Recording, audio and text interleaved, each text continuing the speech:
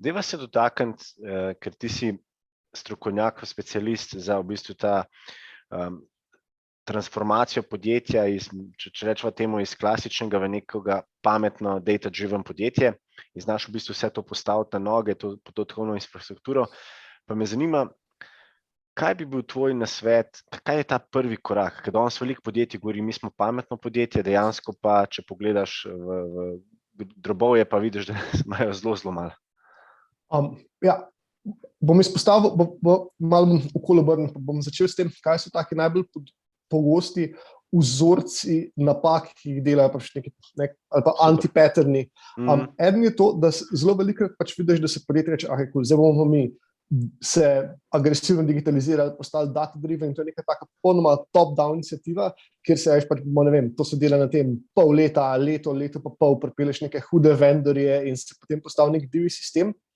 Ampak vmes to je tako, popolnoma top-down, noben ne razmišlja o tem, kaj dejansko rabimo, noben ne upošteva uporabnika, čeprav je intern projekt. In to je nekaj takega, kar je tudi onkraj samo recimo neke analitike, je zelo pogosta napaka pri uvajanju orodij, je to, da podjetja ne upoštevajo interno, bi ravno tako mogli upoštevati, kaj je uporabniška izkušnja, kaj so affordancy nekega orodja, ki ga vpeljem, ker tudi to ima zelo velik vpliv na to, koliko dober bo adoption tega orodja, oziroma koliko radi ga bojo uporabljali, pa koliko bo nekega trenja, koliko bo zadovoljstva. In to mislim, top-down stišiš, je potrebe so bolj, ko ne se zreducirajo na to, da tam neki te C-level da hoče imeti tam 2 dashboarda, kjer bojo videli par drugih stvari in potem iz tega malo par korakov še greš nazaj.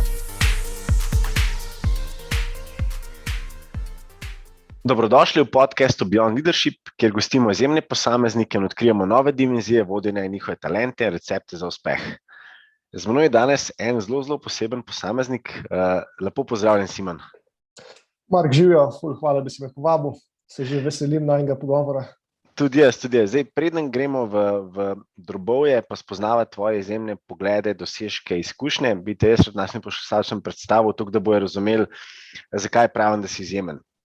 Zdaj, ti si pomagal že, bom rekel, več 10 oziroma 100 podjetjem postati data-driven, tako tega se bo tudi dotaknila.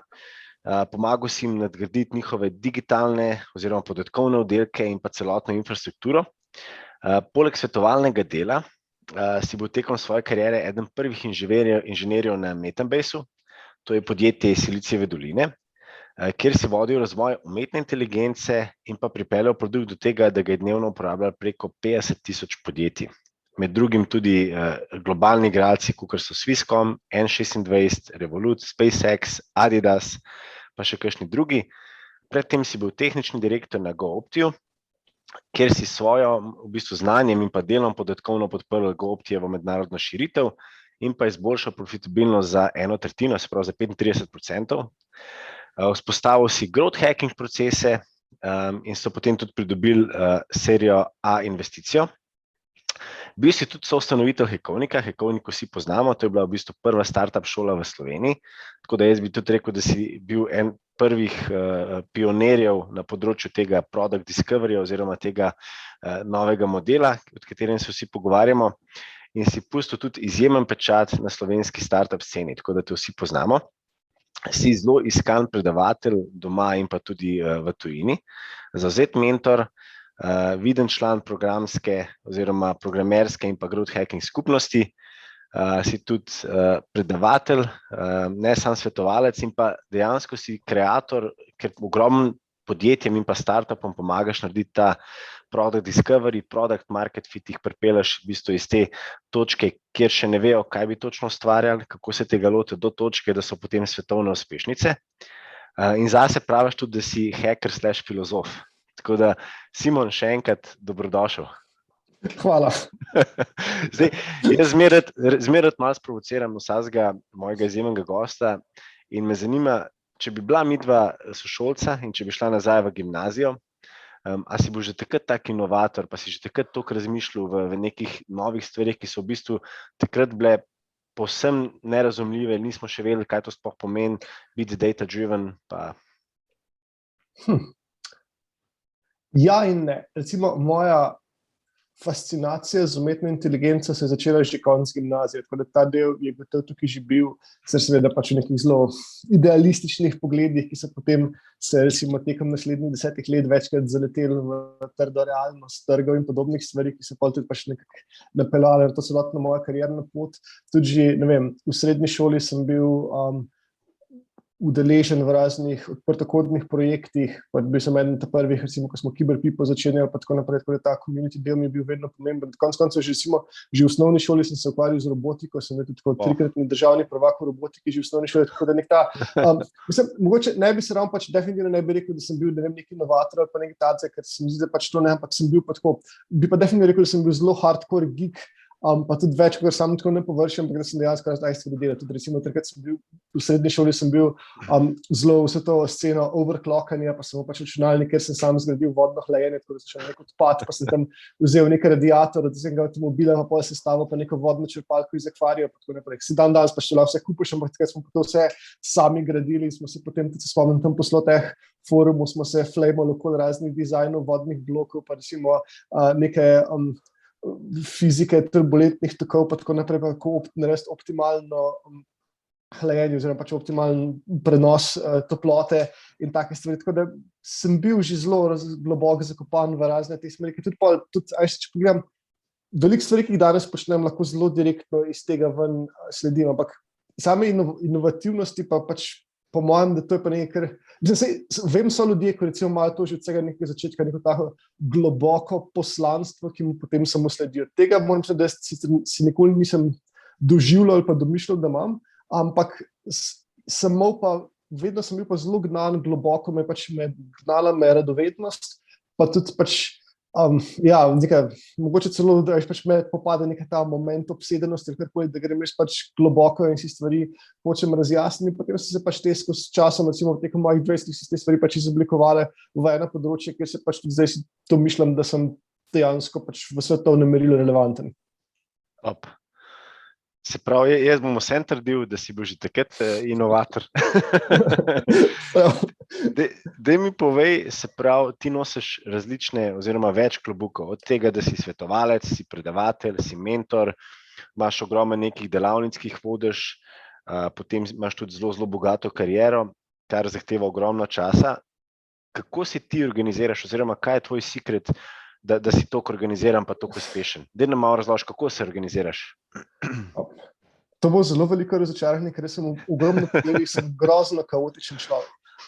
Ampak imam pa par stvari, ki mislim, da so, če bi pač mogel nekaj dekonstruirati ključ do svojega uspeha, če že hočeš, je pa par stvari, ki se mi zdijo dosti pomembne. Eno od teh je to, da sem zelo vesten z redno prakso introspekcije. Vsak teden si vzamem približno 1 uro, da grem zelo sistematično nazaj čez teden in analiziram stvari, ki sem jih počel v smislu, kaj mi je šlo dobro, kaj mi je šlo slabo, kje so bili, ne vem, razne trenje, kaj stvari so me presenetile, kaj mi je predstavljalo stres, kaj mi je predstavljalo nelagodje, kaj me je veselilo, kaj je uspelo bolj, kot sem mislil, pač tako imam nek tak, vedno, da zaženem to retrospekcijo, imam vedno nek tak fiksen seznam vprašanj, mimo grede ta isto metodo recimo tudi uporabljam, ko delam one-on-one, kadar vodim ekipe, ampak se k temu bo verjetno še prišla.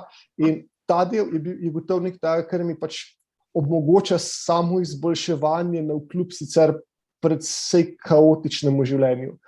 Druga taka stvar je, da pač sem se sprijaznil že dolgo nazaj s tem, da bom do dokajšnje mere prokrastiniral, ampak kar pa lahko naredim je pa to, da lahko to prokrastinacijo usmerim v produktivne smeri.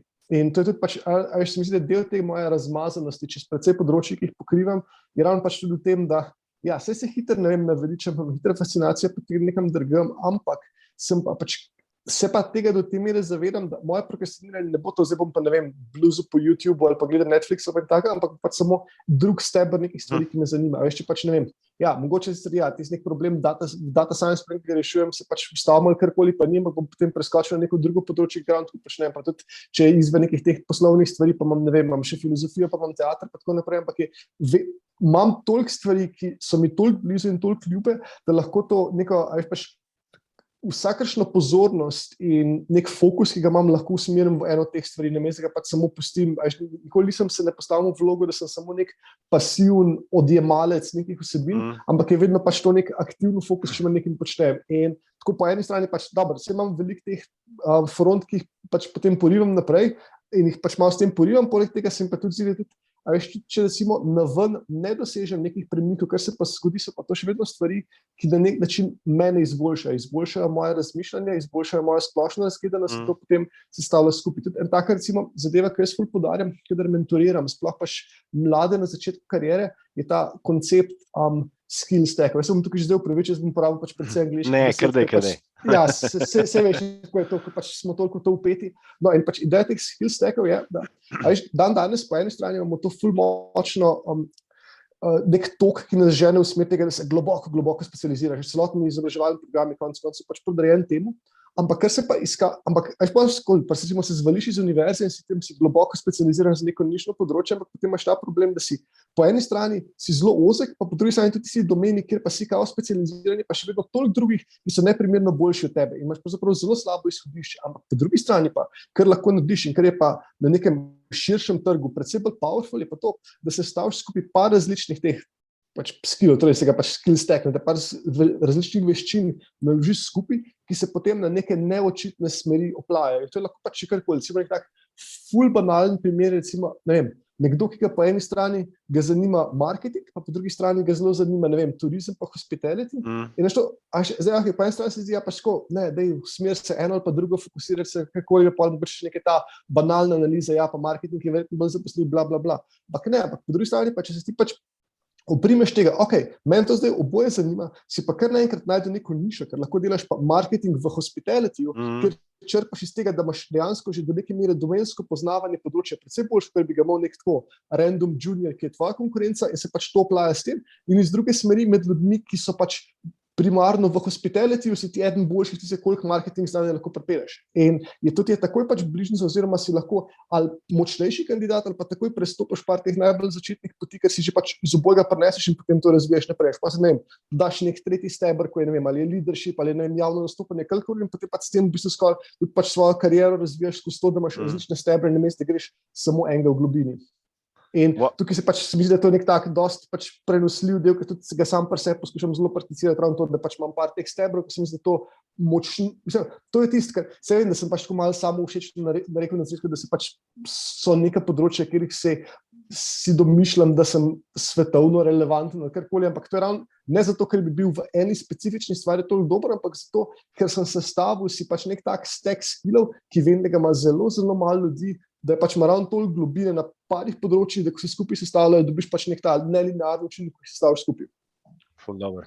A veš, da nisem nikoli v bistvu tako razmišljal in se mi zdi, da nas dostikrat učijo, da ja, tako kot si rekel, fokusiraj se na eno stvar, ker tudi mene, jaz tudi v svojem prostem času, ko pač pridem do neke kapacitete v določenem, bom rekel, v določeni smeri pri kakšnem projektu, grem pol tudi ne Netflixat, ampak ja, ponovadi grem kakšen Business Insider, ali pa kaj tazga me ful zanima, ali pa kakšen Bloomberg, se pol ful v to fokusiram in mi je v bistvu to moj prosti čas, me ful fascinira, ali pa tudi kakšna knjiga, ali pa podcast, tako da mi je ful fascinantno, no, kaj si v bistvu rekel ta skills stack, tako res noro, no, po moje res zelo, zelo dober nasvet, ker tako, kaj si rekel, se pol res zniširaš, pa dejansko dobiš ful broad knowledge, no. Ja, in to ti pol tudi, pa ne vem, pa ti ful bolj odpira vrata na razne konference, pa vse mogoče stvari, ker pa malo ven izstopaš, pa imaš, oziroma ne vedno lahko pol potek, ali greš bistveno bolj v abstraktno kot večino drugih, ali greš pa ful bolj v konkretno kot večino drugih, ampak imaš to pač na tem polju, se lahko predvsem je manevrski prostor, ki ga imaš za pozicioniranje, se ti naenkrat zelo lepo odpre. Deva se dotakniti, ker ti si strokovnjak, specialist za v bistvu ta transformacijo podjetja, če rečemo temu, iz klasičnega v nekega pametno data-driven podjetje in znaš v bistvu vse to postaviti na noge, to podatkovno infrastrukturo. Pa me zanima, kaj bi bil tvoj nasvet, kaj je ta prvi korak? Ker danes veliko podjetij govori, mi smo pametno podjetje, dejansko pa, če pogledaš v drobovje, pa vidiš, da imajo zelo, zelo malo.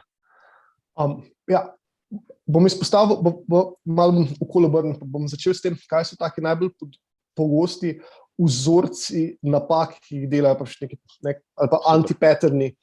Eden je to, da zelo velikokrat pač vidiš, da se podjetje reče, zdaj bomo mi se agresivno digitalizirali, postali data-driven, in to je neka taka popolnoma top-down iniciativa, kjer se pač, ne vem, to se dela na tem pol leta, leto pa pol, pripeleš neke hude vendorje in se potem postavi nek divji sistem. ampak vmes pač.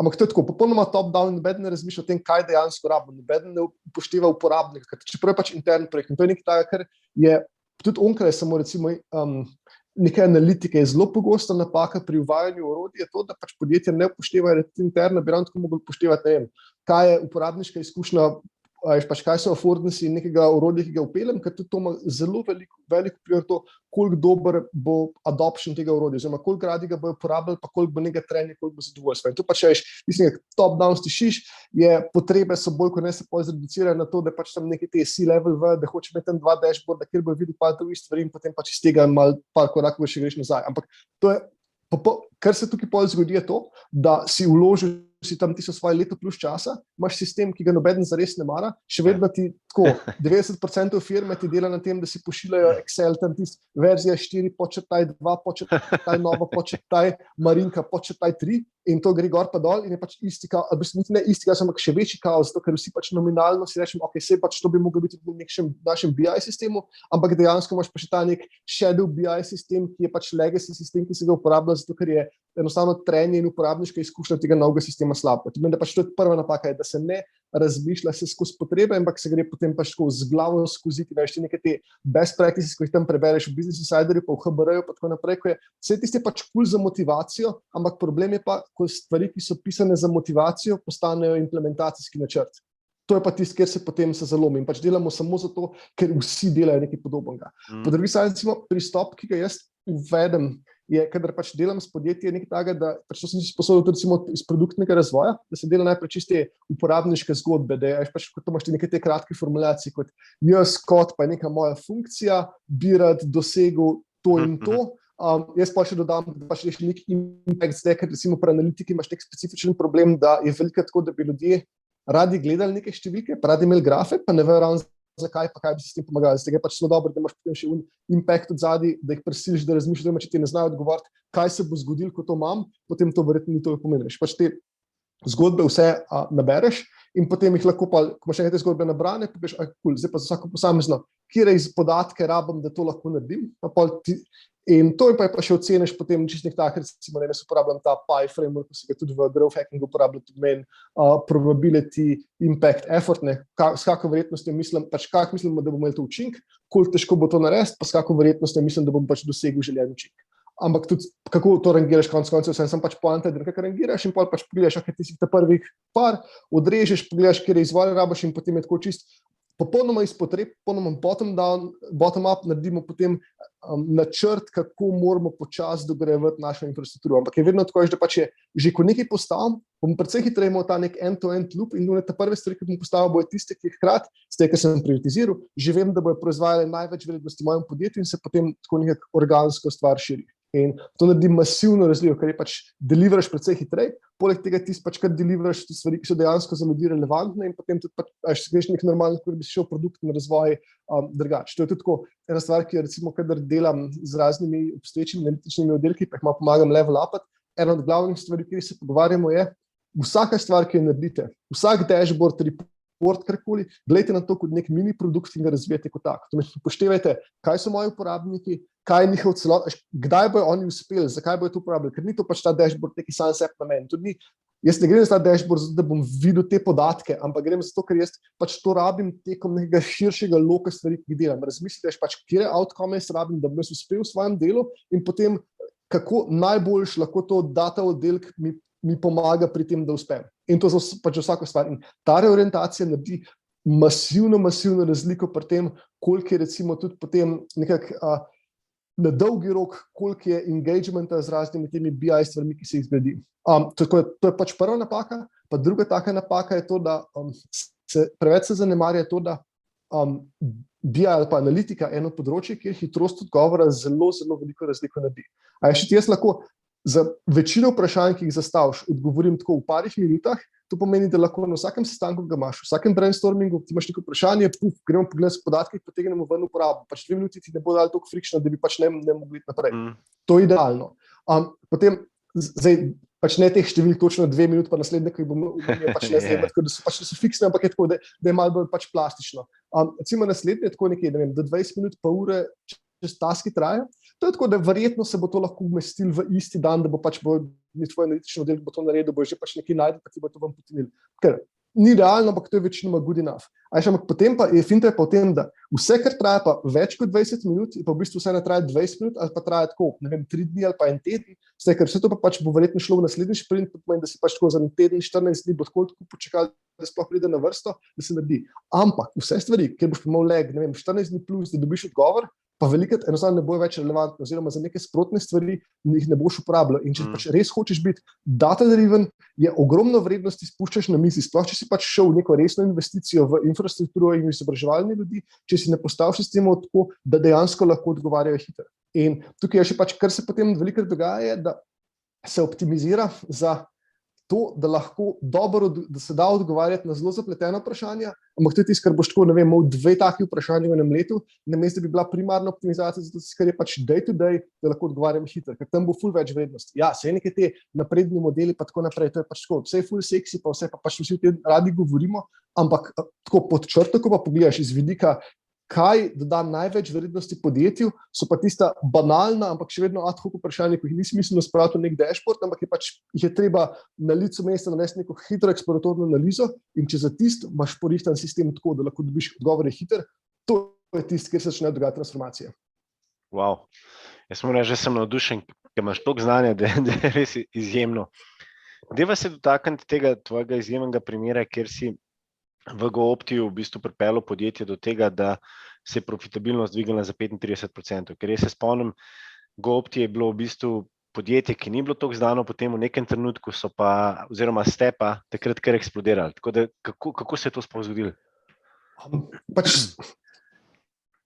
To je bilo pač ta kako je bilo to doseženo, je bilo prek postavljanja cen. Ker zdaj GoOpti je imel vedno do neke mere dinamične cene, ker je celoten pač poslovni model GoOptija še vedno temelji na tem, da je pač rabiš neko določeno število sedežev med zasedenih in potem si profitabilen. In to je pač tako name of the game in mi pač moramo te kombije toliko pa toliko spakirati, da recimo, tistih pač v mojih časih je bilo približno, če smo prodali tam 4 do 8 sedežev, je bilo načeloma bila fura profitabilna. Oziroma, če greš pol ful specifike, ni sedež per se, ampak smo imeli neko tako izvedeno metriko, sedež kilometer, ne z tega, da pa veš, lahko pač enkrat malo bolj poln, pa se pa pač to znormaliziraš nek sedež kilometer. Skratka, je bila ideja, to je tisto, kar mi vemo, da je pač odloča o naši profitabilnosti. In zdaj, kar potem lahko si predstavljaš, da pricing pravzaprav v neki obliki deluje kot hedge, zato da pač imam neko tveganje s tem zasedenostjo in potem, kar lahko naredim, je to, da kadar vem, da bom imel tako dobro zasedenost, si lahko prvošem pa cene spustim, z tega, da sem pač res agresivno konkurenčen, pa da lahko tudi tisto oglašujem, Ljubljana Benetke za 12 evrov kitajskega. Mislim, vse to je bilo legit, pač v drugih časih, ko je veliko ljudi potovali, smo te cene brez težav pač dosegli, ker smo tako vedeli, to so bili pač kombiji, ko so imeli, zasedenost 100% ali pa pač, 7 od 8 sedežev polnih in je bilo pač super, ne. Tako da tukaj si lahko prvošiti ceno dol. Pol imaš polne situacije, ko si pa tako nekaj te borderline, ko je tako, nisi ziher, da bo, si tam nekaj med 3 do 5 sedežev, pa imaš malo pač nejasnosti, tam greš valjda s ceno gor, ker pa konec koncev, da če pa jih prodaš, tudi morda 3 sedeže, ampak če jih prodaš dražji, ti bo pa še vedno pač profitabilno, ker bo pač cool. Hkrati pol, ko ti pa pač pade pod to, hočeš pa ceno toliko dvigniti, da deluje kot deterrent, oziroma če je nekdo, ki res pač tako ful hoče, cool, mu prodaš pa predvsej višji ceni, z tega, da vsaj do neke mere pokriješ, pa se morda celo priješ na nulo, čeprav to vedno se ne zgodi. Za velik ti pa čisto všeč, takrat rečejo pač ljudje, GoOpti je tukaj predrag, bomo naredili neko alternativo, ker po drugi strani iz vidika pozicioniranja pa percepcije storitve ti pa še vedno hočeš vedno ponuditi prevoz. To je vedno pač bilo najbolj boleče, je bilo tiste situacije, ko pač samo ne ponudiš prevoz, sploh recimo, če je to prvi stik, ko ga ima neka stranka z GoOptijem, pa pač poiščeš neke ruti, pa ti damo biti tako, sorry, sploh nič nimamo, taki ljudje se ne bojo vrnili, ker to je tako, pa se nima pač waste of time. Tako da ta del je bilo treba paziti in zato tega se čist iz vidika v bistvu nekega LTV-ja, pa to, da si pač akvariral nove stranke, smo bili pravi nek še dodatni minus narediti. No in torej pač tukaj vidimo, da zdaj da je pricing nekaj ključnih, kako to reguliraš. In potem, kar smo pač mi razvili, je bil nek tak model, ki je pravzaprav generiral napovedi za naprej, pač, mislim, da je bilo tam za en dober mesec naprej, ko se pač večino naročili, bilo znotraj enega meseca, smo mi zgenerirali pač napoved, smo imeli napovedni model na vseh rutah za vse pač te time slote, nekaj 15 minut time slote, kako mi mislimo, koliko bojo te zapolnjeni in potem na podlagi te simulacije smo mi pač, to simulacijo smo fulkrat pognali, tako da pač dobiš neko verjetnostno porazdelitev, kako se bo, misliš, da se bo polnil glede na, glede na zgodovinske vzorce, pa malo koliko se trenutno pač ta konkreten time slot, kako se polno spuščas napram temu, kar bi bilo pričakovano. Hočeš tudi podelati take stvari, ko imaš te neke one-off evente, rečemo, ne vem, je Slovenija, ne vem, v finalu Eurobasketa in potem bo kar nekaj ful ljudi šlo, ti pač imaš nek tak čudni pik in ti hočeš tudi pač prav podelati, tako da smo pa imaš neko zgodovinsko komponento, pa imaš neko efektivno real-time komponento prav za tisti čas in gledaš, kako se pač to polnjenje dogaja, pač poganjaš te simulacije in pol iz tega sklepaš, ok, mi mislimo, da bo toliko pa toliko zapolnjenih, pa hkrati tudi oceniš, koliko je neko tveganje oziroma koliko je nedoločenost tega, kako bo pač ta kombi, recimo, kako bo zapolnjen in na podlagi tega se potem odloči, ok, zdaj pa glede na to, in pa si mislim, da postavim tako ceno. Plus pa, valjda še pol nekih, to je bil ta osnovni model, pa je bil pa na tem pa še nek model, ki je bil pa čisto za optimizacijo cen, ki je bilo pa samo neko tako masovno, recimo temu, kot AB testiranje, ampak v pač full majhnem range. Če si recimo predstavljaš, je tam nekak, smo vedeli, da recimo plus minus 2 evra večinoma ne bo neki full vplival, samo malo pa še vedno in pa tam pač hočeš tiste, da še pač ekstraktaš, kakor lahko. No in ko je ta celotni sistem zaživel, je počas smo prišli tega, da je bilo za približno 35% se samo profitabilnost vožnje zvečala. Wow, noro. Dajva se še malo dotakniti področja vodenja oziroma sestave ekip. Ti, ko si bil v teh podjetjih, ki so v bistvu zelo napredna, inovativna, kjer so zelo data-driven, verjamem, da moraš tudi kader zelo precizno zbrati, ki morajo deliti to tvojo vizijo, to tvojo smer. Pa me zanima, ko si postavil ekipo, kaj so bile tiste lastnosti, ki si jih iskal? Kaj so bile tiste vprašanja, ki si jih spraševal?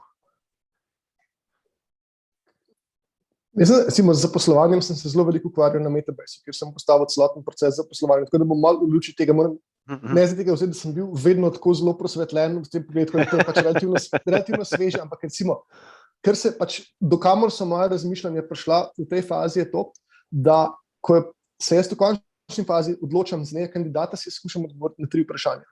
Prvo vprašanje je, od tega pač imam zapakiran celoten ta subjektiv moment, ker je pač, vedno, ko se boš odločil, bo nekaj takega subjektivnega, mislim, najboljše, da imaš pač eno vprašanje, ki je specifično samo za to, da ti ni na pot preostalih vprašanj. To je, a mi je s to osebo fino delati. To je čisto, sam tisto, a vibava ali ne, a si predstavljam v nekem brainstormingu, a mi bo super, pa se boš tisto, ko imaš tako pač se ti ful nekaj energije v prostoru gradi, ali je tako, pa ti gre ful stvari na živce, pa samo hočeš delati.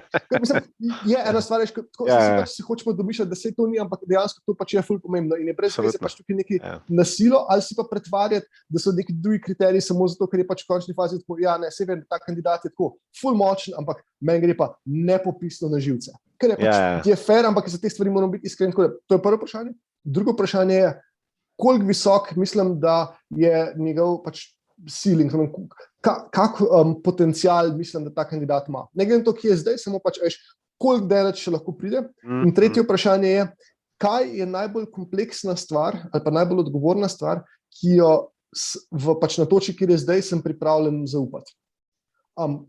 Pač valjda po predpostavki, ko je enkrat že onboarden in tako naprej. Če vzamemo pač snapshot, recimo trenutnih veščin, trenutnega znanja, trenutnega razmišljanja, kaj mu pač zaupam. Ta zadnji je zato samo toliko, da vidim, a je fit na potrebe, ki jih imamo v podjetju, pač, ker vseeno moraš pač malo upoštevati danes. Čeprav mislim, da načeloma je zelo dobro in zelo zdravo, da pač ljudi vzgajaš in jih agresivno mentoriraš in da boš tako pač gradil najmočnejše ekipe, ampak se pa je treba zavedati, da pač imaš, ali zaposluješ za scale-up, ali pa zaposluješ za gašenje požarov. Če zaposluješ za gašenje požarov, si moraš biti pač iskren s tem, kaj je tisto, kar rabim tukaj in zdaj, da že začne delati, ker drugače mi pa celotna stvar si samo še večji, v bistvu nek institucionalni dolg gradim. Tako da, to je vprašanje, to je pač tisti nek minimalni spodnji prah in potem je ta, ki je pa zgornja meja, pa tisto, kar mi pač pove, koliko je to v bistvu dobra investicija. Ker pač na vsakega kandidata gledam kot to bo neka investicija, pa tudi če bo, ne vem, z nami samo in karkoli, to pač bo še vedno investicija. Jaz vem, da bom na vsega v svoji ekipi, bom agresivno vanga investiral prek mentoriranja, prek raznih priložnosti za znanje spraševanja, karkoli in pač me zdaj zanima, ampak kak leverage ima lahko to pač moje mentoriranje. Koliko daleč mislim, da ga lahko spravim. To je pa tudi neka kombinacija konec koncev učljivosti, pa samo koliko mislim, da ima, ne vem, perspektive in tako naprej.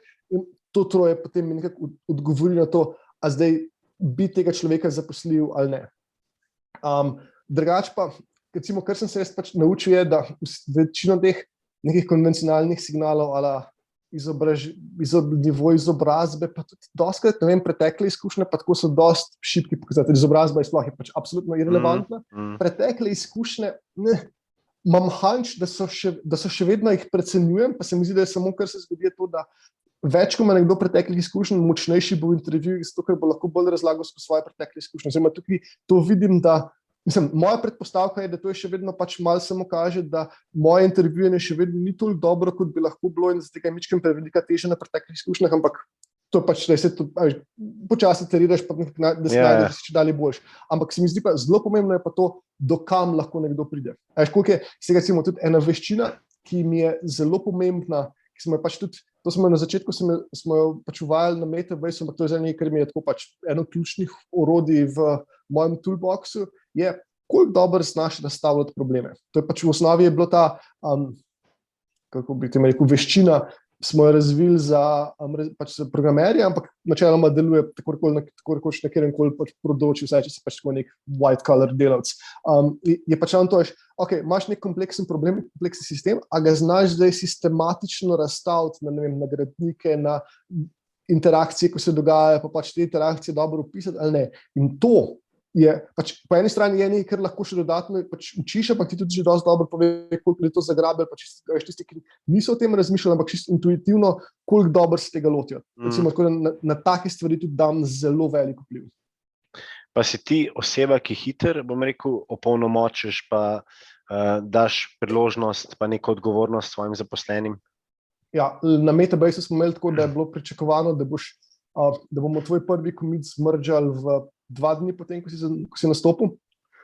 Če je bilo, pač vse včasih smo mimo sekali večinoma po naši krivdi, ne toliko po kandidatovi, ker včasih smo te začetne taske so bili pretežke, pa smo jih tudi mi premoč slabo razmislili, pa so pa večkrat recimo sploh pri developerjih imaš ta problem, da so velikrat bom rekel, ker smo malo preveč preponosni, pa ne upam, nočemo dosti zgodaj vprašati in potem se pač zakopljajo v ene stvari, je bila pač sam kompleks, eksplodirala, ni bil task dobro zastavljen, ampak kadar so bili taski dobro skalibrirani, je bilo pač pričakovanje, da boš prvi komentar, da pač nek prvi kos tvoje kode, ki ga boš dodal v pač celotni codebase, je recimo v 2 dneh. Idealno že prvi dan, ampak to pač vsak meni pa tudi malo koliko tradi si, ne vem, postavil svoje okolje, ampak v pač day 2 do day 3 je bilo pač nekaj, če je bilo pač en teden ni bilo, to smo že pač resno začeli gledati pa analizirati, zakaj ni to bilo in takrat naprej pač vedno samostojno. To je en tak velik anti-pattern, se mi tudi zdi pri razvijalskih ekipah, da je pač premalo te neke samostojnosti. Recimo eno področje, s katerim se zadnje čase tudi veliko ukvarjam, je to, jaz ti moram reči, kako narediti high leverage ekipo, to pomeni, kako zelo majhno ekipo dosežeti zelo veliko. Ker recimo na Metabase smo, ko nas je bilo 7, od tega nas je bilo 5 pa pol recimo developerjev, smo pač s to ekipo smo zgradili produkt, ki ga je že trikrat uporabljali približno 20,000 podjetij, pa recimo naša največja konkurenca, med katero so zbirali med nami in med njimi, je bil Looker, ki je imel trikrat 180 samo razvijalcev, pa pač recimo malo potem jih je Google kupil za 1,4 milijarde, tako da mi smo pa 7 bili konkurenčni temu, kar je res pač to, da in ta koncept, kako narediti ekipo, ki lahko sproducira toliko veliko, pa ni samo več, pa tukaj ne gre samo za to, da sproduciraš v smislu, da pač tam naštancaš ogromno kode, ampak gre za to, da gradiš produkt pametno. Tisti pač 80-20, da tako postaviš, da si konkurenčen tam, kjer je pomemben. Ampak tako ekipo lahko sestaviš samo s tem, če vsak član popolnoma pravnomočen. Nič tega, da ne vem, zdaj se bomo pa tam nekaj perali, pa bo cela ekipa delala nekaj feature, nekaj takega. Pač ne, to je vsak dobi nekaj svoje stvari, ki jih dela in potem imaš neke skupinske procese, kot so, ne vem, code review pa podobno, pa pač pa dobro, recimo, kulturo komuniciranja, ki jo vzgajaš po mentoriranju, ampak načeloma vsak je odgovoren za nek svoj del, ker se mi zdi, pač delovno zadovoljstvo je tudi neprimerno višje, pa tem, ker imaš občutek, da res nekaj dodajaš, tudi občutek te odgovornosti, ki jo imaš čisto implicitne je, ker veš, da ni vse bojo še ostali v ekipi, ki bojo že potem, ne, pač to ti delaš, to je tvoje in se mi zdi, da je pač ustvarja večje zadovoljstvo pri razvijalcih, pa enostavno tudi si bolj produktivni. Tako da to sem zelo velik zagovornik tega, oziroma, če ne vidiš, ravno zato se tudi vprašam, to vprašanje je ključno, kaj je najmanjši kos, ki ga lahko sem pripravljen nekomu zaupati, ker če je ta odgovor, da je pač manj, kot je najmanjši kos, ki ga lahko dam, potem pač enostavno ni fit za to, kar trenutno pač iščem. In ta ga ne bom zaposlil, predvsem boljš, kot da veš, neko tako popolnoma podrejeno, ker kakor sem masivn zagovornik pač mentoriranja in tega, da ti level upaš ljudi, ampak se pa treba pač se pa ne dajem utvarjati, to ni pač neko tako popolnoma linearno, kako gre moje veščine gor, ampak so pač neka območja, kjer so linearne. Takrat te lahko pač, pa so ne celo mogoče še pač hitreje, ko je pač nekaj eksponentno, te level upamo kul, ampak so pa tudi neka področja, kjer tega nikjer bi bilo pa toliko, v bistvu že najprej se prebiti skozi nekaj stvari, da bi začel res rasti, da pa enostavno tudi ni fit, ker to tudi je pač te demoralizira. In je potem pač bolj, da si najdeš nek drug fit, ker je že meč za to, kar boš počel bolj poravnan s tem, ker si ti zdaj, ker se boš pač hitreje učil, ker je to vedno tisti nek sweet spot pri učenju. Sej, učimo se na napakah, ampak je pa tudi pomembna frekvenca, s katero prihajajo feedback signali. Če so pač problemi pretežki, je enostavno ta feedback loop prepočasen in se tudi človek ne more dosti hitro učiti. Se strinjam. Daj nam samo še razloži, da bodo naši poslušalci vedeli, kaj je sploh Metabase, s čim ste se sploh ukvarjali. Seveda, ja, to so. To je par korak preskočila. Metabase je BI ali pa analitično orodje. Recimo njihovi glavni konkurenti so Looker, Tableau, Microsoftov Power BI, do neke mere Google Data Studio, ampak ta že skoraj ne. Torej pač to je orodje za analiziranje in vizualiziranje podatkov. In ker je bil recimo pač ker je dve področji, kjer je Metabase zmagal in sta bile pač tudi ključen del našega pozicioniranja, je bilo to, da eno je bilo to, da je uporabniški vmesnik bil neprimerno bolj prijazen od katerekoli konkurence in tudi uporabniki so nas imeli zelo radi, medtem ko večina drugih je tako, da pač ljudje tolerirajo svoje BI orodje, ker pač jih to moš uporabljati, ampak da bi jih imeli pa res radi, ne, medtem ko niso imeli pa tako res radi in tudi recimo pač NPS smo imeli tam okoli 80 vse čas, ko sem bil tam, ker je za neko tako orodje, recimo industry standard je tam je dobrih 50, mi smo bili na 80. In druga stvar je bila to, da smo bili odprtokodni, plus pač monetizirali smo se z nekimi enterprise variantami, ampak pač odprtokodno se je tudi pomenilo to, da si je lahko to, je vsak poganjal presep, to pomeni, da si imel tudi pač poln nadzor nad podatki, pa ne vem, GDPR, compliance, pa te zadeve so bile. Poleg tega je bil pa recimo vstop prak nižji, ker recimo odprtokodni nismo bili iz nekih globokih ideoloških razlogov, ampak enostavno ste, ker je bila čisto analiza situacije na trgu in razmisle, kako se lahko na podlagi tega najbolj pozicioniramo. Ker je drugač standard recimo za prodajni cikl BI orodje, da sales cikl traja tam nekje med 6 do 9 mesecev. Študijsko so začetko pojavljali pač nekaj te full heavy top-down procesi. No, naš recimo za enterprise, kar smo prodajali, je bil naš prodajni cikl 22 dni. Zakaj? Zato, ker pač kot odprtokoden smo mi lahko prišli v podjetje že pač predvsem prej, pa ogromno gatekeeper je kar nekaj odpadlo, ker nisi rabo imeti compliance, skoraj ni bilo zdaj, ker so ga poganjali interni podatki, niso šli nikamor ven in je bilo pač ta del odpadel. Ni bilo pač treba nobene avtorizacije budžeta, ker je bil ta prva verzija bila tako zastonj. Poleg tega smo imeli še celo to, da si ga lahko, ti ga nisi rabo nek strešnik, ampak Metabase si lahko inštaliraš na svoj laptop, pa ga še vedno uporabljaš. Kaj je bilo čisto v bistvu je cold start problem, smo kar se dali zminimalizirati, zato da pač vidiš vrednost, da doživiš ta aha moment in potem smo se organsko širili po podjetju. In recimo, če pogledaš vzorc, kaj se je dogajalo, večina firm, ki so se odločili, da bodo prišle na enterprise licenco, te licence so začele tam nekje pri $35,000 pa gor letno, je bilo, da so nas tako 2+ oddelka, tam nekje 2,nekaj oddelka sta nas že uporabljala, ko so se odločili, da bodo kupili. To meni pač, to je prinesel nekdo in potem so videli in se kar organsko širili. Mi smo zelo veliko se izkazali, da se recimo pogosto uporabljajo razni customer support pa customer success oddelki, ker recimo tam je pač se izkaže, da ni nekih dobrih orodij, ki bi dajale customer success ekipam v pogled v to, kaj se dogaja v produktu. In to je bilo pa že vedno tako neke domače ad hoc analitika ali karkoli, ki je bila zelo omejujoča in potem so pa kar nekaj tudi po orodje, ki mi to res omogoča njihovo delo delati dobro. In športkrat se pač najde neke še dodatne uporabe, ravno zato, ker je bil vedno ta barrier načeloma za adoption skoraj ni bilo, hkrati pač mrežni učinek je bil pa močen in potem, ko je podjetje prišlo do točke, ko so se mogli odločiti o tem, katero BI orodje bomo pa zdaj vzeli pa tako, poglej, kaj šmentam, ne se pravzaprav tako pol naše firme pa že tako teče na Metabase in je bilo, še bil pravzaprav ta, drugač prak, namesto da bi imeli visoko vstopen prak, smo mi za ostale naredili visoko vstopen prak, ker je bilo pač ta cena premenjave iz enega orodja na neko drugo, je igrala proti vsej naši konkurenci, je bila proti in zato je bilo pač toliko večja verjetnost, da bojo enostavno nas vzeli. Wow.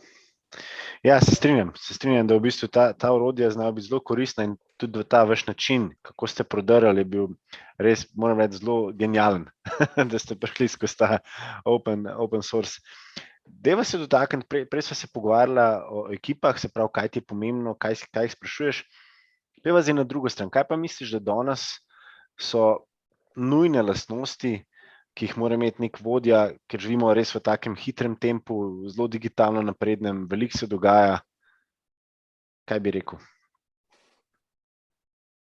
Mislim, eden glavnih problemov, ki jih vidim, pa to tudi gre tako nažalost do C-levela, ko jih pač tu in tam koga coacham, da se preveč meša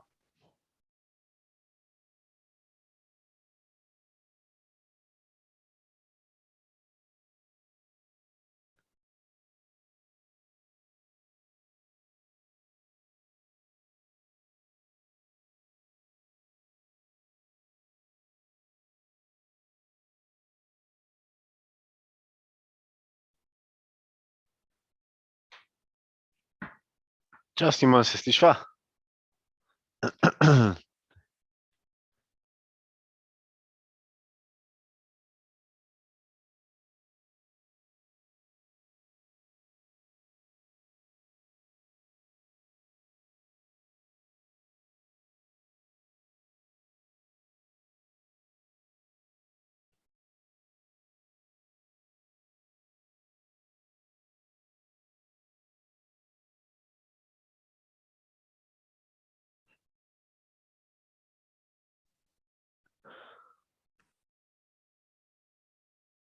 Čau, Simon, se slišva?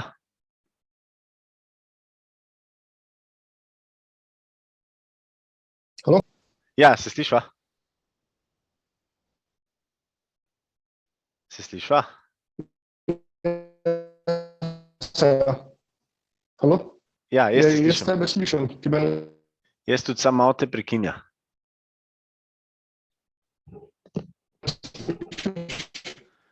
Ja, te sam Halo? si tako, robotski si. Okay. Ne, čekaj. Hvala, naredim. Se lahko da A bo meni. tole... A je to zdaj kaj boljše? Ja, zdaj pa boljše, zdaj pa boljše. Okay. Čak bova šla, te me še itak bom to izrezal, tako da sploh se ne opazil. Te me še enkrat vprašal, pa pol lahko magar ti začneš odgovor. Ja, the best, hvala. Ok. Sva? Sva. Ok, Simon, zdaj, če greva, prej sva se pogovarjala o ekipi in v bistvu, kaj ti je pomembno, kaj sprašuješ, kakšne lastnosti iščeš, pejva zdaj na drugo stran. Kaj pa misliš, da so danes nujne lastnosti dobrega vodje, ker živimo res v zelo digitalno naprednem, hitrem času, pa pol bi te še malo izval, pa bi rekel, kaj so pa tvoje dobre lastnosti?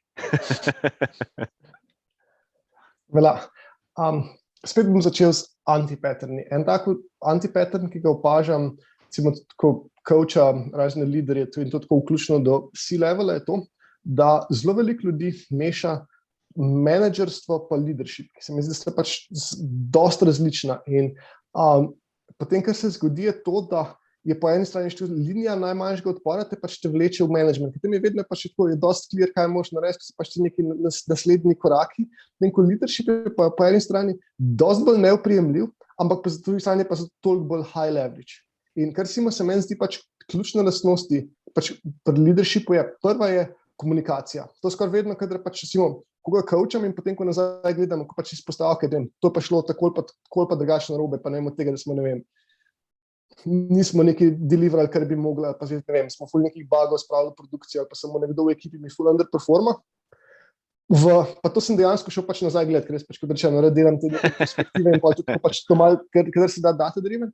In pač vsaj po tem vzorcu ljudi, s katerimi jaz delam, je v približno slabih 80% se da problem zreducirati na to, da komunikacija ni bila dosti jasna. Zmeni, da pač je načeloma vedno se premalo poveš, pač tega, ne vem, ali se ne skomunicira dosti alignment, ali se ne skomunicira pač pri tega, zakaj nekaj počnemo, ali kako in kaj, pač to veš, kaj so kriteriji za uspeh, kaj so razlogi, da to počnemo. In ker pa tudi, veš, pa to ni problem tukaj samo recimo v motivaciji, ali pa ni, da je problem v tem, da če ne stvari ne skomuniciraš dosti dobro, enostavno zmanjšaš, koliko so lahko ljudje dobri. Zdaj, kar jim odtegneš, je to, da ne morejo več delati toliko dobrih trade-offov, ker ne razumejo celega konteksta dosti dobro. Oziroma, če ga pač ti slabo podaš, bojo oni znotraj konteksta, ki jim je bil podan, se odločili in bojo potem sprejemali neke neoptimalne odločitve. Ali pa tudi tebi ne bojo znali ta pravi stvari nazaj skomunicirati in pol tudi pač, veš, ta nek svet, znotraj katerega se ti odločaš, bo pomanjkljiv in ti bojo ključne stvari ti bojo manjkale. Ampak ključne stvari ti bojo manjkale zato, ker pač vedno pač nočemo ljudi zasuti sami podrobnosti, oziroma pač take, s čim si pač si nek leadership poziciji, može sense making na nekem višjem nivoju, pa pač imaš input od večjih ljudi gor, pa tako bo pač neko kompresijo rabiš. In če ti ne skomuniciraš dosti dobro, kako naj ta kompresija zgleda, ker se bo zgledalo to, da bojo pač napačni podatki v tebe prišli. In potem se ujameš v nekih ciklih, pa nek lokalni optimum, namesto tega, da bi res največ, kar bi lahko izkoristili. Ta je en tak velika pomanjkljivost. Druga je to, da je zelo velikrat se ljudje preveč se zaženejo, pač si postaviš neke cilje in zdaj pač to bom počel in se nimajo pa, hkrati potem se pa zastavijo periode iteriranja so preširoke in potem pač se zlamo v eno smer, imaš pač narediš 1-2 iteracije, ki ti pomeni, par mesecev časa, v katerem se sploh ne sprašuješ, a sem na pravi poti, ampak potem se nekaj znajdeš in zdaj prejš tako, to pa bi se bil to, kamor sem zares hotel biti. Tako da, ena stvar, ki sem jaz zelo močen zagovornik je tako, res agresivno kratka iteracija. Meni recimo že tedenske iteracije so meni precej počasne. Ker se mene tiče pač tako, par dni in hitro trebaš, kar ti to omogoča je, da potem tudi zelo hitro imaš pač, veš, imaš ta OODA loop, ker pač observe, orient, decide, act, je pač ta prva 2 koraka, observe, orient, lahko delaš zelo, pač delaš jih hitro in pol dejansko ujameš dosti pač hitro, kaj se dogaja. Tukaj seveda je neko ravnotežje, ker nočeš tudi, da si pač preveč reaktiven, pa se vsako neko drobno nihanje odzivaš, ampak recimo ta del pač pride z izkušnjami, ampak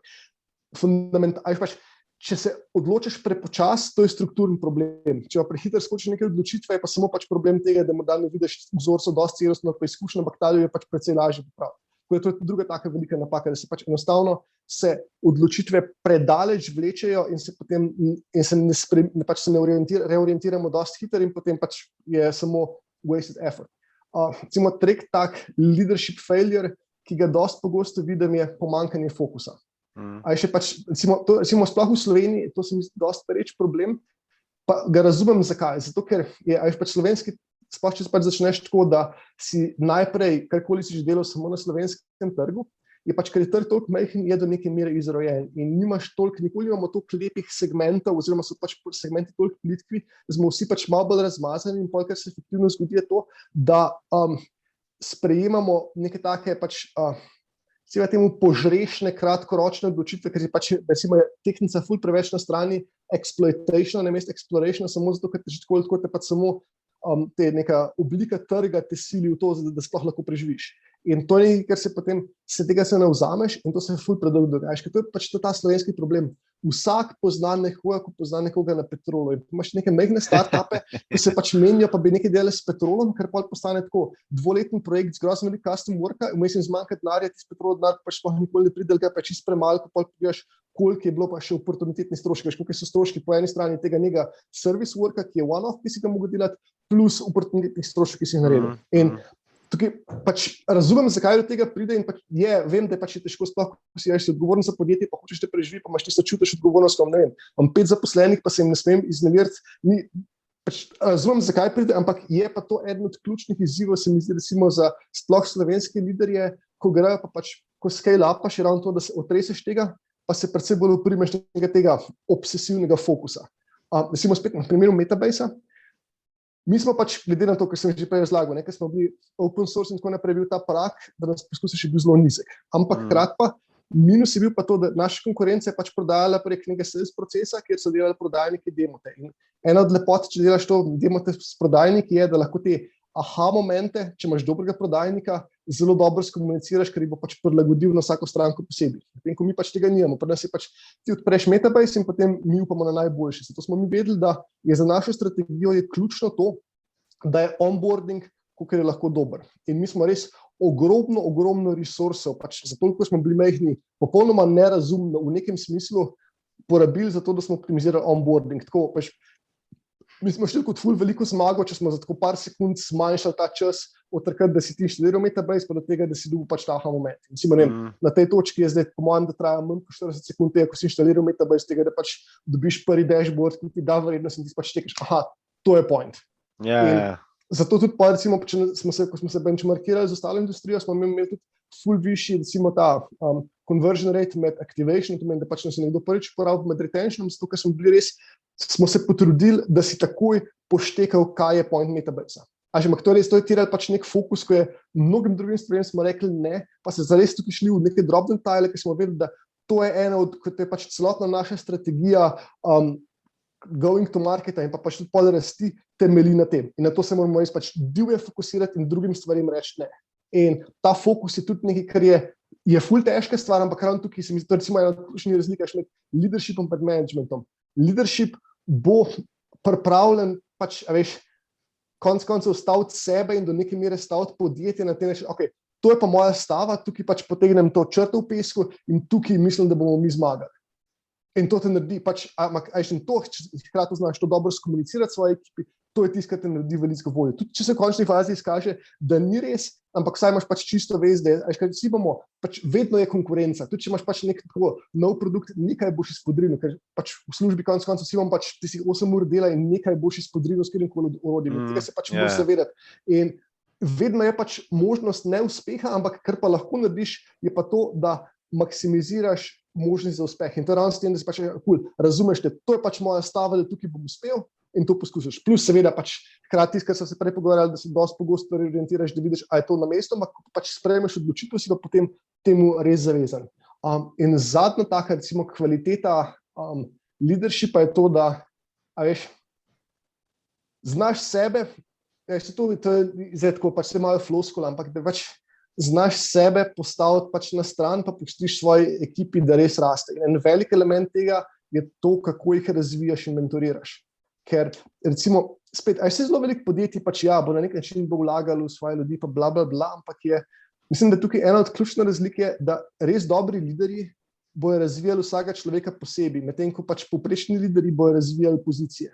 Ne pa tisto, da se jaz te posvetim, pa razumem, kako lahko naredim tebe najboljšega, pa mi je pač popolnoma jasno, da veliko tega, kar te bom jaz naučil, boš morda, ne vem, 10% uporabil zdaj, pa boš petek šel na nek nov job, kjer bo to šele do konca bila verjetnost, ampak da mi je vse popolnoma udobno v tem, ker jaz hočem tebe narediti najboljšega. In to je nekaj, kar ljudje začutijo.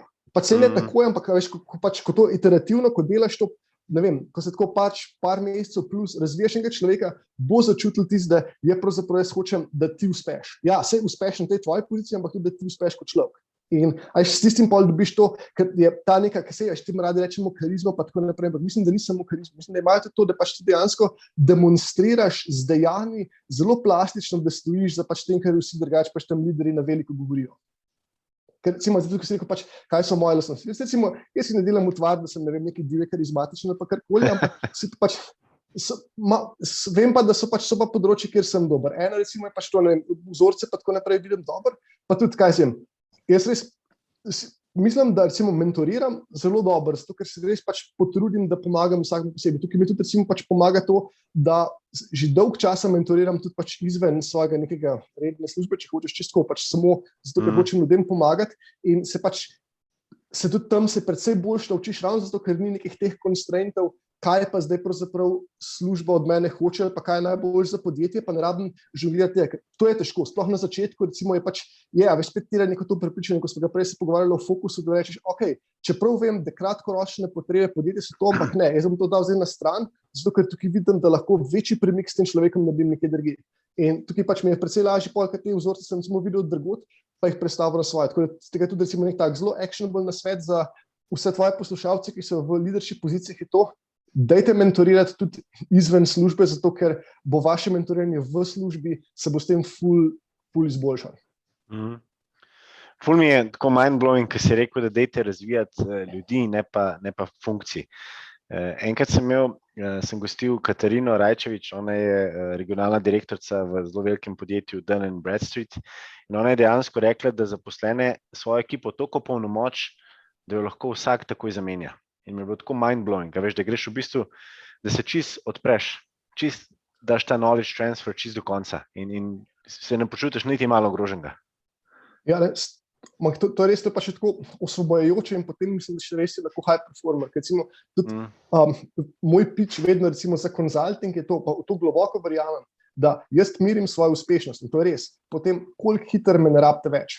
če pač, ko z nekom začnem delati, pač, mene ne zanima in tako, da dokaj preziram konzultante, ko pač je to tako, zdaj sem pa tako nek nov geek, pa ga zdaj bom pa tam od teh 4 leta vlekel, pač tam nek retainer. Ne, jaz pač hočem narediti razliko in potem iti na naslednji problem. Ker če samo vzpostavim nek dependency, nisem naredil, samo pač sem nek, ne vem, podaljšek na execution strani ali karkoli, ampak to se ne skala. To sem pač samo jaz. Kar se skala je to, da jaz prenesem znanje, prenesem mindset, opravnomočim ljudi tam in potem lahko naredijo neprimerno več, kot samo to, da pač, veš, z mano nekak cool. Mislim se, recimo, ne vem, nek coaching ali karkoli, morda do nekaj imeli tukaj izjema, ker tam res pač gre za neko dolgotrajen razvoj, ampak kadar pa pač je tako, da si v funkciji res pač konzultanta, ki rešuješ neke specifične probleme, pa to zelo pomembno, da čim prej sem nepotreben, tam bolj sem uspešen, ker to je tisto, kar v končni fazi pač kupuje. Wow. Deva se vtakniti, ena stvar sem te hotel vprašati, sicer jaz sem se z delom nadaljavo bolj resno srečal šele s prihodom COVID-a.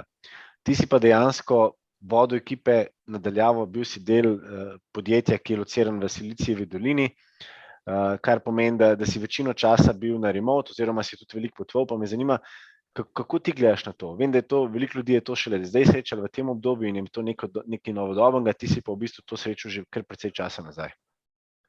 Jaz sem zelo, zelo velik zagovornik remote dela. Zdaj pač, oziroma, kot nek tak naprej rečem, zavedam se, da je remote delo pač za vse ne deluje, pa da tukaj pač to govorim iz neke pozicije, ne vem, privilegije ali pa vsaj udobnosti, ki ga morda vsak nima, ker pač še če imaš, ne vem, družino, pa majhno stanovanje, pa tako naprej, ker nekaj je sama agronomija remote dela lahko precej slabše kot sicer, ampak odmislivši to, sem pa zelo, zelo velik zagovornik remote dela in to je iz par razlogov. Eden je pa v ta verjetni ključ, sploh oziroma, tukaj najprej sta dva, bi rad vzpostavil razliko v dveh modusih remote dela. Eno je, jaz temu rečem, sinhrono pa asinhrono. Sinhrono remote delo je to, da imamo še vedno, recimo, pač ta nek 9 to 5, da smo vsi pač v istem času delamo, ampak samo smo pač lokacijsko razpršeni, kar ima nekaj plusov, ampak tisto, kar se mi pa zdi, kjer je pa res popolna moč remote dela, je pa to, če rečem pa asinhrono, da je pa bolj ali manj vseeno, kdaj delam, dokler so stvari narejene. In zdaj, zakaj pa se mi zdi, da to je šele tisto, kar je nekaj dovršitev, je pa, ker jaz zelo globoko verjamem, da nas pač nekaj konsistentno imamo tam nekje 4 do 6 ur produktivnosti vse. Tudi recimo, kadar pač vodim ekipe, to je moja predpostavka, tam nekje 4 do 6 ur smo lahko produktivni, potem pa sam pač radikalno produktivnost pade, pa na neki točki zna postati negativna, če kaj. Kar po eni strani tudi pomeni, da recimo naloga zame dobrega vodja je ravno to, a znam zmenedžirati procese pa način delati tako, da ljudje z najmanj overheada pač dosežejo tisti svoj, ker so res produktivni. Ampak in eden od takih zelo banalnih načinov koordinatiranja nekih sofisticiranih procesov po globokih razmislekih je samo to, da pač ljudem pustiš, da delajo, kadar so produktivni. Jaz recimo vem, meni je idealni ritem to, da ne vem, zjutraj se zbudim, grem mountain bikati ali pa surfati, potem pač počasi na uro pijem svoj čaj in berem, potem delam en čank, pa malo pauze in potem proti večeru in pač v večer delam drug čank. In tako je pač moja produktivnost na ta način maksimizirana. So ljudje, ko ne vem, radi delajo samo po noči, v enem kosu, v večjih kosih, ampak popolnoma nesmiselno je, da pač zdaj tam od 9 do 5 bomo vsi delali in potem pač tam sediš, pa si pač tako si malo neproduktiven, pa malo še bluziš okoli po netu, ko je nezadovoljstvo pade, produktivnost tudi pač ni močna in je samo pač vsi izgubljamo čas, ne, namesto tega je pač toliko večja potem nevarnost burnouta in vse te stvari samo zato, ker pač še tam z glavo skozi se zabijam in poskušam se prisiliti, da nekaj delati. Tako da, to je ena zelo močna lastnost remote dela. Druga stvar je pač to, da je prijazen recimo do zaposlenih iz tega vidika, da se ne zabija časa na tem, da se pač komitaš gor pa dol, ker je tudi isto, če si blizu, pa tu pa še vedno, ne vem, pa ti si 10 minut gor pa dol, pa še nekaj stvari, pa se takoj pač nabere, ker je to nek čas, ko drugače veš doma ga lahko preživim drugače in bolj produktivno in pa pol pa ta nek, pa gremo skupinsko na kosilo, ker se pač je nice, pa se malo družimo, ampak po drugi strani časovno pa tudi velikrat mi ne paše, še pač ne vem, nek random res v mojem delu, ko mi morda pač ne paše, ker bi moral malo daljši blok ali karkoli, pa včasih bi pač jedel malo del, malo manj, kot bi pač nekih neučinkovitosti, ki potem odpadejo. In tretji razlog, ki se mi zdi zelo pomemben za remote delo, pa spet, ki postane nujnost, če imaš asinhrono delo, z tega se mi tudi pač to boljš asinhrono delo, je, da če hočeš, da ti remote dobro deluje, moraš dobro komunicirati. Ker je grozno veliko nekih pomanjkljivosti v procesih, zdaj lahko skrijemo do neke mere v to, da pač se pa grem tam malo dolga, pa nekaj hitre te ad hoc sestanke, pa tukaj pa za par minut to, pa uro, pa tretje pa zgledimo, vse tisto, kar ni jasno. Ampak to je že samo po sebi neučinkovito, že samo na nivoju tega cikla, poleg tega pa, namesto da bi procese izboljšval, sistem se ne izboljša, ampak samo ta vzorec se ponovi, da vedno pač greš do nekoga tega in pa imaš kar nekaj en del znanja, institucionalnega znanja postane zaklenjen v posameznikih, namesto da bi bil nekaj eksternaliziran, ker ti naredi tudi onboarding toliko bolj problematičen, ker potem pa tisti, ko pa to naredim, tega vprašaš in pa pač ne, vsaj, ko nekoga greš vprašati, tudi presekaš čas, ki ga ima nekdo. En koncept, ki mi je recimo tudi zelo pomemben v razmislekih o delu, pa tudi o vodenju. Po koncu to se navezuje na tvoje prvo vprašanje o tem, kako si organiziram svoj čas. Paul Graham ima ta koncept maker time pa manager time. In ideja je v tem, da maker time, to meni pač tisti, ko recimo, da ima neko kreativno, karkoli pač delaš, nekaj ustvarjaš, rabiš precej večje bloke časa. Medtem ko manager time, ko se pa pač ukvarjaš dosti s procesi, pa z ljudmi, pa tako naprej, tam je pa naravna kadenca, so relativno kratki, pač ločnih sestankih, ki imaš pač ful v dnevu.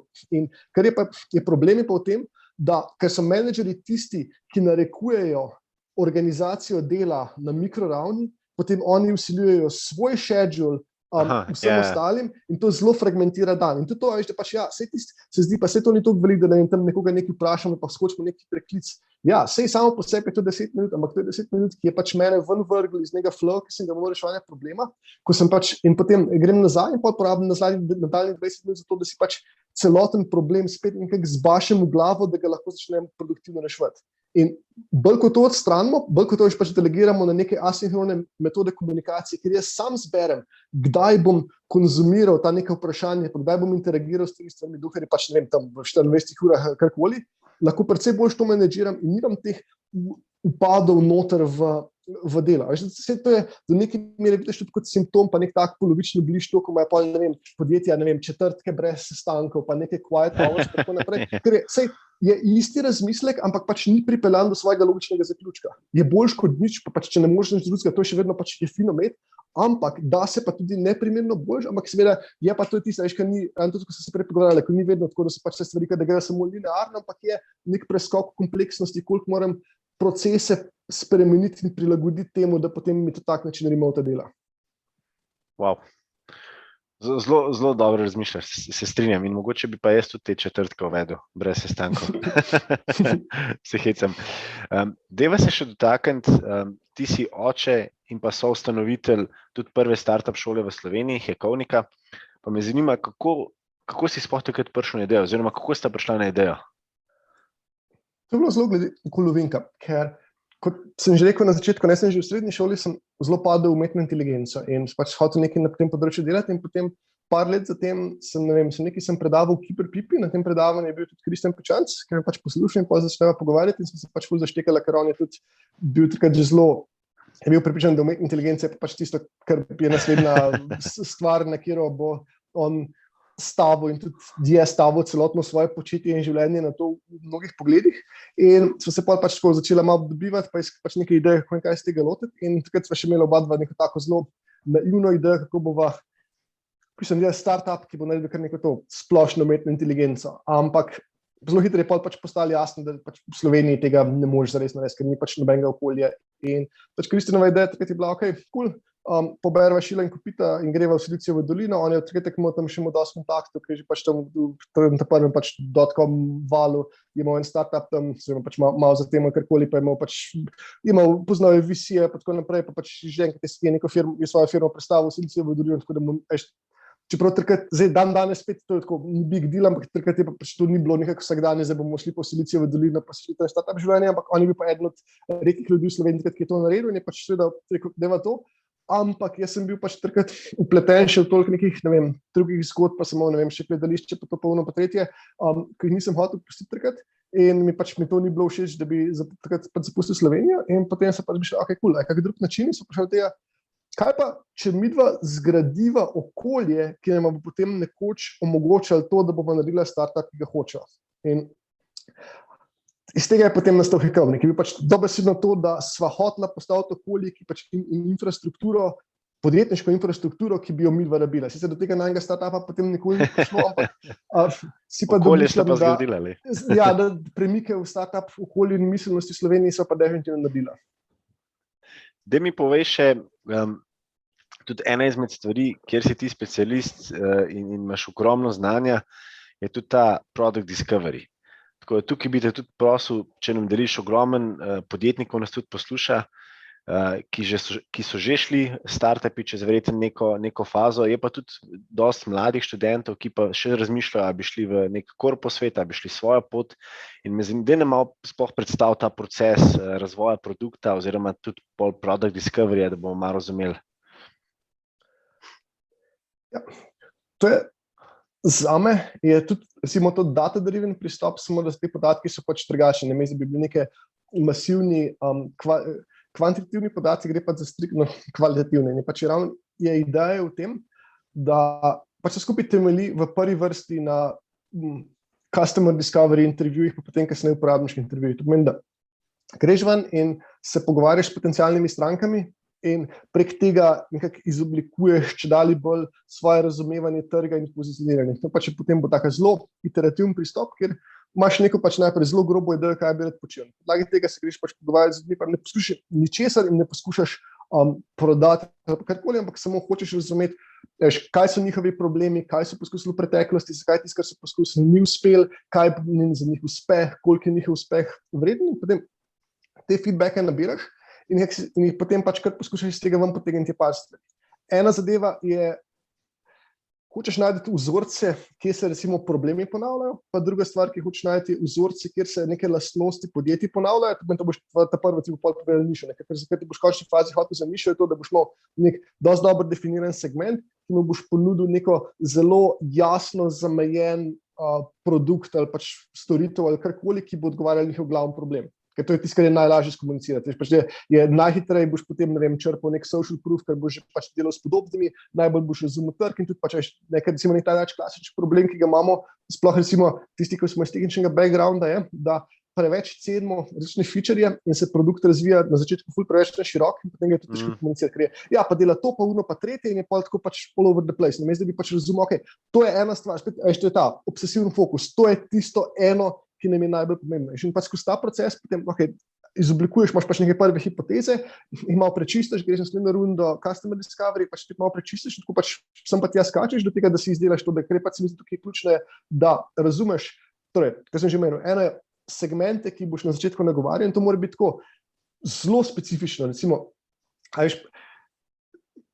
segment v nekem smislu, kar je SME ali pa nekaj takega, je popolnoma neuporaben. To je pač, to so tako, ne vem, firme, ki imajo promet, kaj jaz vem, 5 do 20 milijonov evrov, zaposlenih imajo od 20 do 50, v zadnjih 2 letih smo imeli vsaj pač vsako leto, vsaj year-over-year, vsaj 40% rast, pošiljajo svoje zaposlene na konference, vemo, da delajo z, ne vem, vemo, da outsourcajo en del svojega developmenta, vemo, da imajo outsourcing marketing, pač hočeš nekaj res, da jih zamejiš, so primarno na svojem domačem trgu, se pa odpirajo še dodatne tuje trge, kjer imajo relativno majhno penetracijo, pač ko jih zelo natančno profiliraš, ker te bojo imeli najbolj podobne probleme in se boš najlažje njim pogovarjal. Poleg tega oni tudi se bojo benchmarkirali s sebi podobnimi v svoji branži in boš potem precej lažje, ko enkrat si za ene že nekaj naredil, pač je precej lažje prodati tudi nekomu drugemu, ker je ta pač FOMO takoj pa, zdaj pa, a je to res nek tak, ker bo v moji konkurenci dal pač naskok napram meni in imaš takoj vhod v to noter, da se pogovarjaš. Pač segment je res zelo natančno definiran. To je ena stvar. Druga stvar je potem tvoje pozicioniranje, pač napram temu segmentu, kaj ti zdaj, pač zakaj prideš k meni, razumem, koga nagovarjam, ampak zdaj po rešitev kakih problemov točno prideš do mene, pa v kakih vlogih me vidiš. To spet pač nekako osnovi, recimo je razpade to, a ti kupuješ execution od mene, ali kupuješ, ne vem, nekaj tacga, da pač samo ne vem, jaz ti rečem execution ali pa excuse, ne pomeni, da pač samo tisti, da hočem imeti občutek, da nekaj delam, pa da si zavarujem hrbet, ali hočem nekaj dejansko pač transformacijo, da se dosežeš, a iščem, ne vem, odstranitev blokerja, ali hočem doseči neko transformacijo, ki me naprej porine, a je to, ne vem, gašenje požarov, ali je to investicija v pač v rast, naprej pač imaš nekih teh par parametrov, imaš, kjer jih razumeš, iz kire smeri pristopaš in kako jih naslavljaš, in potem pač tretja komponenta je, ki je glede na to, kako si definiral svoj segment, kako sam sebe pozicioniraš tega dvojega, ki potem pade, kako mora izgledati moj produkt, da bo pač izpolnil pričakovanje, ki jih svojim pozicioniranjem vzpostavil. In to potem pač refiniraš, ampak hkrati pa, ker si pač na začetku recimo greš tako še malo bolj v širino, ker se pa tudi zgodi to, da pol imaš pa tudi že idealne neke hipoteze, ok, cool, ko pa pač ta prvi segment dobro podelam, in pa zdaj vprašanje, a grem iščem sorodne segmente z isto stvarjo, pa se poskušam približno enako pozicionirati, ali moram počasi shiftati recimo svoje pozicioniranje, da podelam še več stvari, to pol pomeni recimo neke upsell obstoječim oziroma razširitev kakorkoli ponudbe ali karkoli, ampak imaš pač neko to pot in to ves čas pač potem ponavljaš ta proces tega, da vidiš, a res je pač outsource slikuje to, kar se na trgu dogaja. In potem, ko začneš prodajati, imaš tukaj tudi v isti sistem, oziroma v isti proces, ti padajo še signale recimo iz prodaje, gledaš, ne vem, win-loss rate, pa imaš pa tudi neke manjše razlike, recimo znotraj segmenta imaš neke mikrosegmente, pa lahko gledam potem win-loss rate posameznih, ali pa si izkažeš, da ok, recimo enim pa dosti, ko pač mim sekajo, pa je mogoče moja definicija segmenta malo napačna, pa to popravim, pa je noter, pa ne vem, naslednji tak feedback mehanizem je samo to, ko sem rekel prej, ta introspekcija, ko jaz delam sam, to tudi pač idealno se dela na nivoju podjetja, pač ja, dela vsak zaposlen sam, plus pač to delamo skupinsko kot ekipa, kot podjetje, pa to, pa spet vidim, pa si pozorno stvarješ, kaj je tisto, kar je šlo bolj lahko, pa kjer smo uspeli bolj, kot smo mislili, pa tja mogoče je smiselno se bolj premakniti, pa kaj je tisto, kjer so pa ne vem, nekaj trenja ali pa razočaranja, da smo pa dosti, ali pa pač nismo izpolnili bodi si svojih pričakovanj, bodi si pričakovanj stranke in nam se pol vprašamo, ok, lahko naredimo to boljše ali pa to mogoče samo tukaj pride, ne vem, nek mismatch v komunikaciji pa naše pozicioniranje, pa ta del pa stran brinemo. In se skozi to potem pač iterativno in zdaj lepota tega pristopa je, da je sistematičen, je nekaj, kar lahko v dokajšnji meri zapečeš v proces, ker tudi naredi toliko lažje, da se ne vem, onboardaš pa tako naprej, ampak hkrati pa ni nekaj, za kar rabiš pač podatke. To je, a veš, to lahko vsak začne danes, ničesar ne rabiš, pač ja, ne vem, nek tam Google Docs spreadsheet, kjer ga si zapisuješ noter, kaj so ti ljudje povedali in to je to. Minimalno infrastrukturo, minimalno vložka, ampak še vedno pa pač s tem lahko zelo sistematizirano vodiš razvoj produkta in razvoj podjetja konec koncev in pač si mislim, da to je ena takih aktivnosti, ki zelo zmanjša to varianco. Pač jaz ne mislim, da je ni tistih nekih pristopov, ki ti bi pa zdaj zagotovili uspeh. To samo pač, kdo to prodaja, pač prodaja meglo. Ampak kar pa je, so pa pristopi, ki zmanjšajo varianco. To mi pač veš, koliko je, ne, ali bomo uspeli ali ne, koliko se to. In to, taka metoda pa definitivno to je. Wow, se strinjam, tudi mi zdaj v kolektorju gremo čez take določene faze, ki so nujne. Zanima me in sicer ti imaš zelo zanimivo življenje. Veliko si prepotoval, tale delo od doma te okupira že kar nekaj časa, tako da ti ni nič novega v času covida, imaš blazno veliko izkušenj. Pa me zanima, kaj je bilo pa v tvoji karieri tisti aha moment, ki si pa se zavedel, to je to, kar hočem delati. Hočem biti točno v tej vlogi, fascinira me podatki, hočem spreminjati kulture, pomagati, izobraževati ljudi. A je bil kakšen tak projekt ali kaj takega? Odkrito, še zdaj ne vem, ali je to res to, kar ultimativno hočem. Ne pač ultimativno hočem. Sem predvsej prepričan, da je to tisto, kar hočem zdaj, ampak si pa hkrati toliko poznam, da vem, da je tudi to, da se lahko spremeniš. Mislim, da veliko ljudi, ki pač zapadajo v neko krizo pomena, pa recimo burnout, ravno zato, ker se je to, kaj oni hočejo, se je premaknili in potem pač sam sebe tišiš pač v neko sliko, ki ne odseva več tega, kar pravzaprav so tvoja neka bazična hotenja in prizadevanja. Tako da ampak neki taki, ne vem, prebojni trenutki. Kar je zanimivo, je, zdaj pač kako poskušam to rekonstruirati, da tisto, kar bi zdaj identificiral, da so bili neki taki prevoji, je takrat, ko se to dogajalo, se absolutno niso zdeli kot taki. Ja. Ampak je pač, ko za nazaj, ko pa gledaš, pa vidiš, da to je pravzaprav nekaj, kar je pač pustil sledove ali pa tudi konec konca me to pač porinili iz nekega comfort zone ali karkoli, da sem pač začel neke stvari delati drugače, pa jih drugače kombinirati. Sem definitivno taka izkušnja, ki jo vsem priporočam je, da delajo še kje v tujini, zato da pač pa ne zdojno, da bi mislil, da pač je boljše, ampak se boš definitivno se naučiš stvari, ki drugačne, ker pač je ena zadeva, v kateri se predvsem premalo govori, sploh v nekem pač biznis kontekstu, pa ne vem, leadership management kontekstu je, da bo neka širša kultura se bo odslikovala v procesu in kako delaš. In če pač imaš firme, ki so zelo homogene, ker recimo pač v Sloveniji inherentno je pač enostavno imaš določene slepe pege, ki jih zares vidiš in doživiš, šele ko greš pač nekam drugam delati. Vse to je, ti pač imaš tisti, nek Silicon Valley mindset, pa tako naprej, ampak to ni nekaj, ker boš lahko, poslušal neko predavanje ali pa prebral nek esej, pač ti bo kliknil, ampak to je tisto, ko doživiš to, ko vidiš razliko, kaj pomeni, 3-dnevne iteracije, pa kako je, recimo tudi to, da ena stvar, ki je bila meni tako ful kulturni šok, ko sem prišel na Metabase, tam je bilo pač samoumevno, je bilo, mi bomo pač postali unicorn in bomo uspeli. To ni bilo tako, bomo uspeli, ampak to je bilo samoumevno. In je bilo, mi, ko smo bili tako tam, ne vem, ko sem prišel, smo bili 4 in smo že pač prej smo se sprašvali, kaj se pa zgodi, ko nas bojo kupili, bo to kako vplivalo, ne vem, na naše uporabnike, karkoli pač iz vidika samo, ne vem, pač, ko smo open source pa tako naprej, kako moramo se pač zavarovati pri tem. Ker je bilo iz nekega vidika, v nekem operativnem smislu je to absolutno absurdno in popolna potrata časa, ampak mindset je pa tak, ki ga pač vse to lahko ti povem, pa tako pa se sliši cool, ampak da pa to iskreno verjameš, pa moraš doživeti. Te premiki, pa ne pomeni, mislim, da greš pač samo v Ameriko, ampak samo tako, da si izvan, da vidiš tudi, ker konec pač so skali drugačni in tako naprej, ko se dela. Te stvari se mi zdijo zelo, zelo pomembne. Druga stvar, ki se mi zdi pač pomembna je, ampak to je nekaj, kar je spet, to pa res vidiš šele precej let za nazaj, da pa recimo to je tudi koncev moja največja napaka, da nisem že prej mentorjev, imel pa več mentorjev, pa bolj strukturiran, tudi da bi pač sam. Recimo, v velikih pogledih je bil, moram mislim, da je bil Kristjan moj mentor, ampak to je bilo pač tako zelo ad hoc, pa je malo taka čudna situacija, ki pač skupaj delaš, pa tako naprej, pa za ene stvari je dobro imeti pač njegove koči. Mentoriranje v službi se mi zdi, da je zelo pomemben element, ampak je pa tudi dober za osebno rast, da imaš njegove, ko to lahko z več neke distance pogleda. In recimo, tega pa zelo dolg nisem inkorporiral. Ta paradoksalna situacija, ko sem že jaz pač mentoriral druge, še da pač predtem bi imel pač sam neke resne mentore, ker to je bila definitivno recimo napaka in to je spet nekaj, kar se mi zdi, da ti da zelo veliko razliko ti naredi. Se strinjam, ja. Prebojni moment je bil tudi to, da mi je postalo udobno, da bom razmazan med različnimi področji, pa pač celotno tako, se zdaj temu rečem skill stack, ampak to imenovanje je nekako relativno novo, medtem ko pač to počel de facto, sem pa že precej nazaj.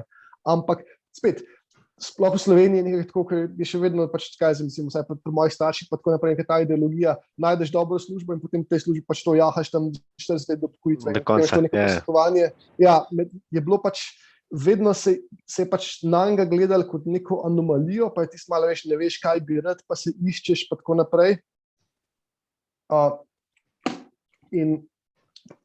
In da sem se tega otresel in da mi je bilo pač udobno v tem, da ne, da pač tukaj, ker jaz bom je verjetno vedno bom razmazan, ampak to ni nekaj, kar je slabo, ampak je pač samo drugačna pot, ki pa ima neke določene pomanjkljivosti, ki pa so mi udobne, pa tudi tukaj downside je dosti zamejen, po drugi strani upside je pa zelo visok, vsaj recimo pa za tip človeka, sem jaz pa za način razmišljanja nekaj mest, je pa zelo visok in za tega mi je pač je to nekaj, kar mi je pač prvi korak je to, da mi je bilo udobno in drugi korak je bil, da sem pač to double downal, pa začel to čedalje bolj integrirati v mojo osebnost, pa iz tega tudi, ne vem, v moj brand, pa moje pozicioniranje. Deva se še dotakniti malo tvojega osebnega življenja, da te še tako malo spoznamo. Da še malo Simona spoznamo, da vidimo, kaj dela v prostem času. Daj mi povej, kaj so tvoji hobiji, s čim se ukvarjaš?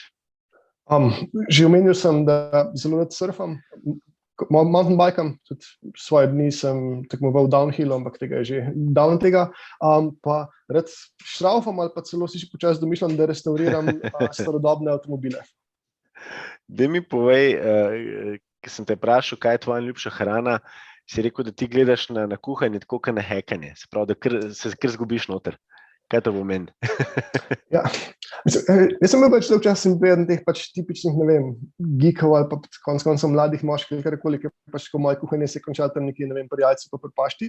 Ampak potem sem pač, ne vem, to po mojem, da mi je to nekdo rekel, ampak se ne morem spomniti, kdo ali karkoli. Pač nekako me je prešinilo to, da pravzaprav kuhanje ima zelo veliko teh istih prvin kot hekanje. Pač hekanje ne v tem pomenu pač udiranje sistema, ampak ta prvoten pomen, ki je bil to, da se ti v bistvu, recimo temu, jaz to gledam kot igranje z nekim kompleksnim sistemom, oziroma da nek kompleksen sistem pripraviš do tega, da dela to, kar ti hočeš. In pač pri kuhanju je ravno to, ker pač ima neke elemente, pač razumevanje, ne vem, kako termodinamika vpliva, pa pač neke elemente kemije, pa tako naprej, ko so pač neke prvine, ki jih potem dosti preproste prvine, ki jih pa, ko enkrat začneš kombinirati, imaš lahko zelo, zelo različne rezultate z nekimi majhnimi variacijami, ampak hkrati pa sistem je pa tak, da je legible, da je, pač, je jasno, zakaj se zgodi. So pač velikrat so te neke razlike med enim in med drugim postanejo zelo hitro pač zelo nelinearne, pa je majhna razlika zaradi nekaj čist drugega, ampak je zelo jasen sistem tam od zadaj. In pač, ko enkrat je sistem, je to nekaj, s čimer pač se lahko igraš in takrat mi je pač to postalo zabavno. Vsi še vedno so pač, ne vem, recimo peka ni nekaj, kar me ful navdušuje, mislim, zato ker terja nek nivo preciznosti, ki mi pri takem načinu dela ni blizu. Pač zato, ker je ta nek hackerski mindset je zelo tako, da bomo pač eksperimentirali, pa da si zastaviš neke zelo hitre pač feedback loope, čim prej pa se pa pač nekaj poskusim, pa dobim feedback, pač koliko tega v bistvu iteriram, pa se sestavim nek razumevanje sistema prek tega, in tem, ko pač tisto, kar pa zahteva neko to upfront, pa tako naslepo veliko preciznost, mi pa enostavno pač mi ni pisano na koži, tako da tam sem dokaj slab. Ampak ja, ta del pa mi je, tako da zdaj sem pač na tej točki, ko si z veseljem vsak dan vsaj en obrok skuham, pač včasih pa malo hladno, ne vem, še naslednji dan, tako da zdaj ne bom rekel, da dvakrat na dan kuham, ampak mi je pa to definitivno veselje in nisem nekdo, ki bi recimo živel samo od volta ali pa hodil ven jesti. Ja, hudo. Da mi poveš še, ko ste prosil za najljubši citat, si izpostavil tega: A change of perspective is worth 80 IQ points. Tako da dej nam razloži, kaj to pomeni zate. Hudo. To je konec koncev zelo, zelo veliko stvari, o katerih smo se danes pogovarjali, je nekako posledica točno tega uvida. Ker je, da težavnost recimo nekega problema velikrat ni pač samo inherentna problemu, ampak je odvisno tega, kako ta problem pristopim. In če jaz znam problem reformulirati, pa to je lahko skozi to, da imam, ne vem, dobre mentalne modele ali pa da imam dobra orodja, ker naenkrat pač ta problem postane precej manjši, oziroma vidim neke nove načine. Pač sorodno s tem je tudi ta koncept, da pač vsako orodje, ki ga imaš, na nek način deluje na obeh koncih. Ni ti imaš pač kladivo, pač tam zabijam, ne, ampak je to, da kakšnokoli orodje vzamem, kar naenkrat mi bojo danosti orodja bojo vplivali na to, kako jaz gledam na probleme, ker pač načeloma bom počel tiste stvari, ki so preproste in se bom ugibal tistemu, kar je pač zapleteno in pa veliko trenja. In pač iz druge smeri je pa tudi to, če se pač, ko se enkrat začnemo razmišljati o tem, pa se sprašujemo, kje so pa zdaj omejitve mojih trenutnih orodij, pa mojih trenutnih procesov, pa lahko hitro samo to, da to spremenim, najdem tudi nek naskok na problem, ki mi je drugače bil pač popolnoma nedosegljiv, samo zato, ker se pač je nehote so mi orodja narekvala pristop in tudi dvoje oboje skupaj stavljeni mi je pol dal pač plašnic in da nisem videl neke boljše poti.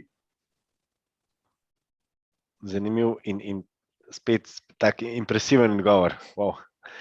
Dejva pogledati malo na tvoj mobitel oziroma na tvoj iPad, če ga imaš. Kje so aplikacije, ki jih najbolj uporabljaš?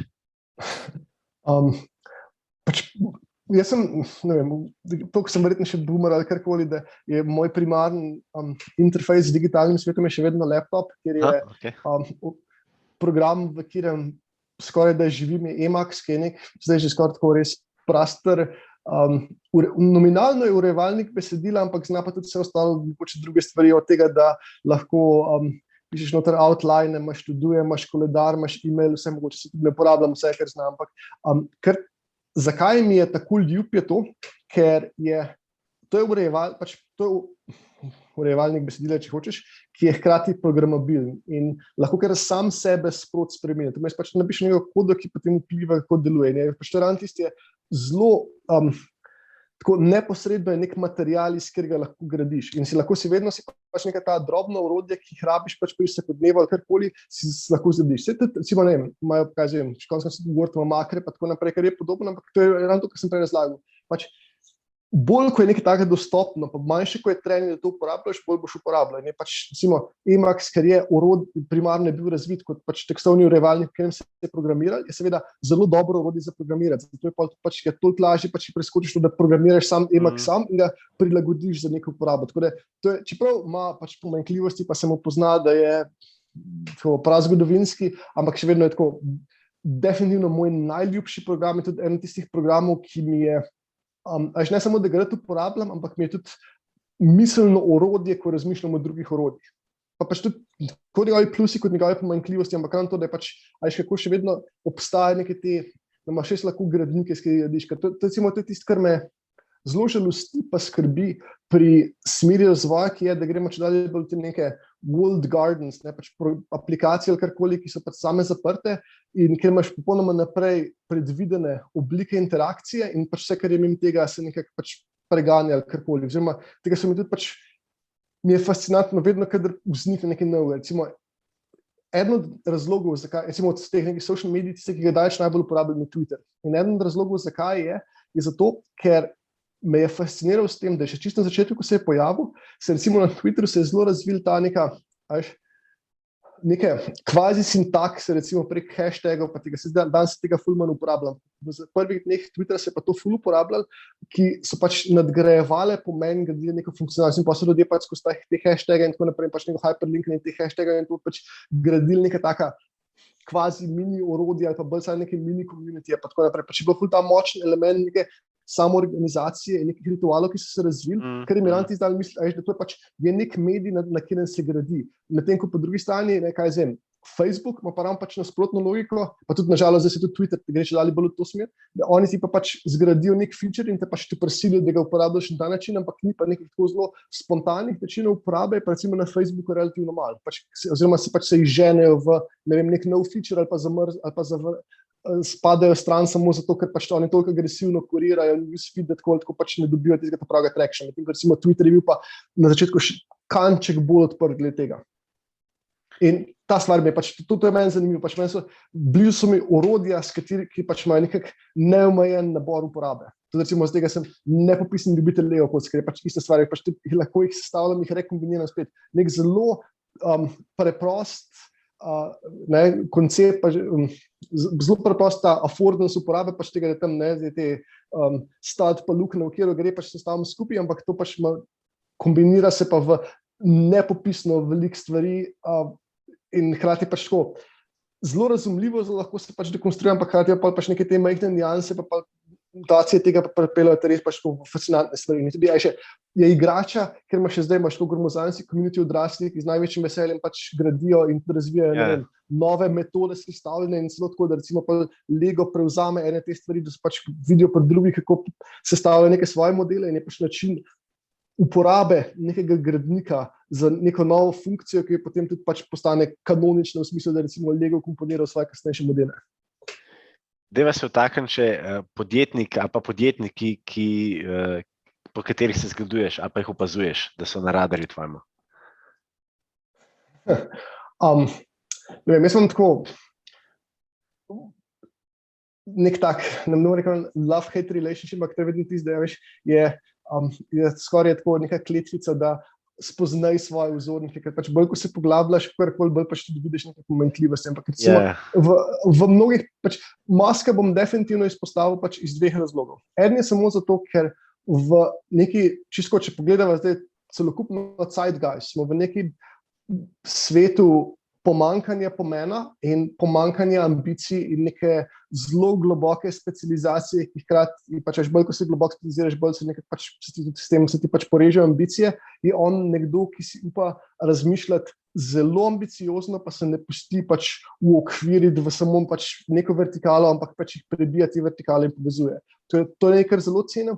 Poleg tega pa recimo to njegovo first principle thinking, ki je blizu mnogim pač iz tega STEM backgrounda, ampak on je nekdo, ki to zna dejansko dobro uporabljati, ker se drugače tako pač imaš tisti, ki je nek ta, tako že skoraj mem ali pa joke, kako, ne vem, fizik bo mislil, da je pač vsak problem trivialen, ga je lahko razložiti, ker je pač, on je pač Musk je nekdo, ki se je dejansko tega toliko prijel, ampak ima tudi nekaj pač za pokazati. Zna to aplicirati na način, ki ni trivialen, ampak ujame, pač ima jasno zelo veliko pomanjkljivosti ali karkoli, nisem ravno njegov fanboy celokupno, ampak spoštujem pa to, da dejansko zna to aplicirati na ne samo poslovne probleme, ampak tudi neke širše socialne probleme na načine, ki so zanimivi in ki obrodijo sodobne. In to na scale-u, ki je onkraj ambicij večino ljudi.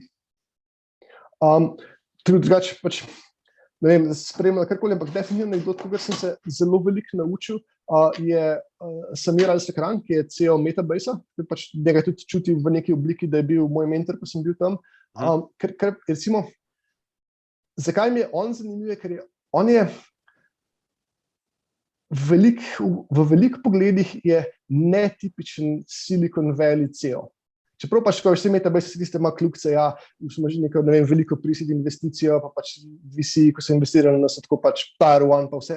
Ampak še vedno pač, on je tudi bil nekdo, ki je zelo zagovarjal to, kar sem rekel, da pač vsak ima vse tako 4 do 6 ur produktivnosti in je pač vsaka dodatna minuta, ki jo delam, onkraj teh 6 ur na nek način, je pač samo znak pomanjkljivosti v procesih. In ena stvar, ki smo jo na Metabase, čeprav smo bili tako divje produktivni, mi smo imeli tam fantastičen work-life balance. Pač načeloma ljudje niso delali več kot tam nekih cca 8 ur, nikoli nismo imeli nekih teh, ne vem, all-nighterjev, nikoli nismo imeli tega, zdaj bo pač crunch time, pa bomo 14 dni delali po nekih 16 ur, pa pač take zadeve, ampak je bilo vedno, pač zelo humano, kako se je delal, ampak hkrati pa to ni bila lifestyle firma, to je bila firma, ki je imela ambicije, oziroma še vedno ima ambicije, da preoblikuje celoten space BI-ja pa analitike.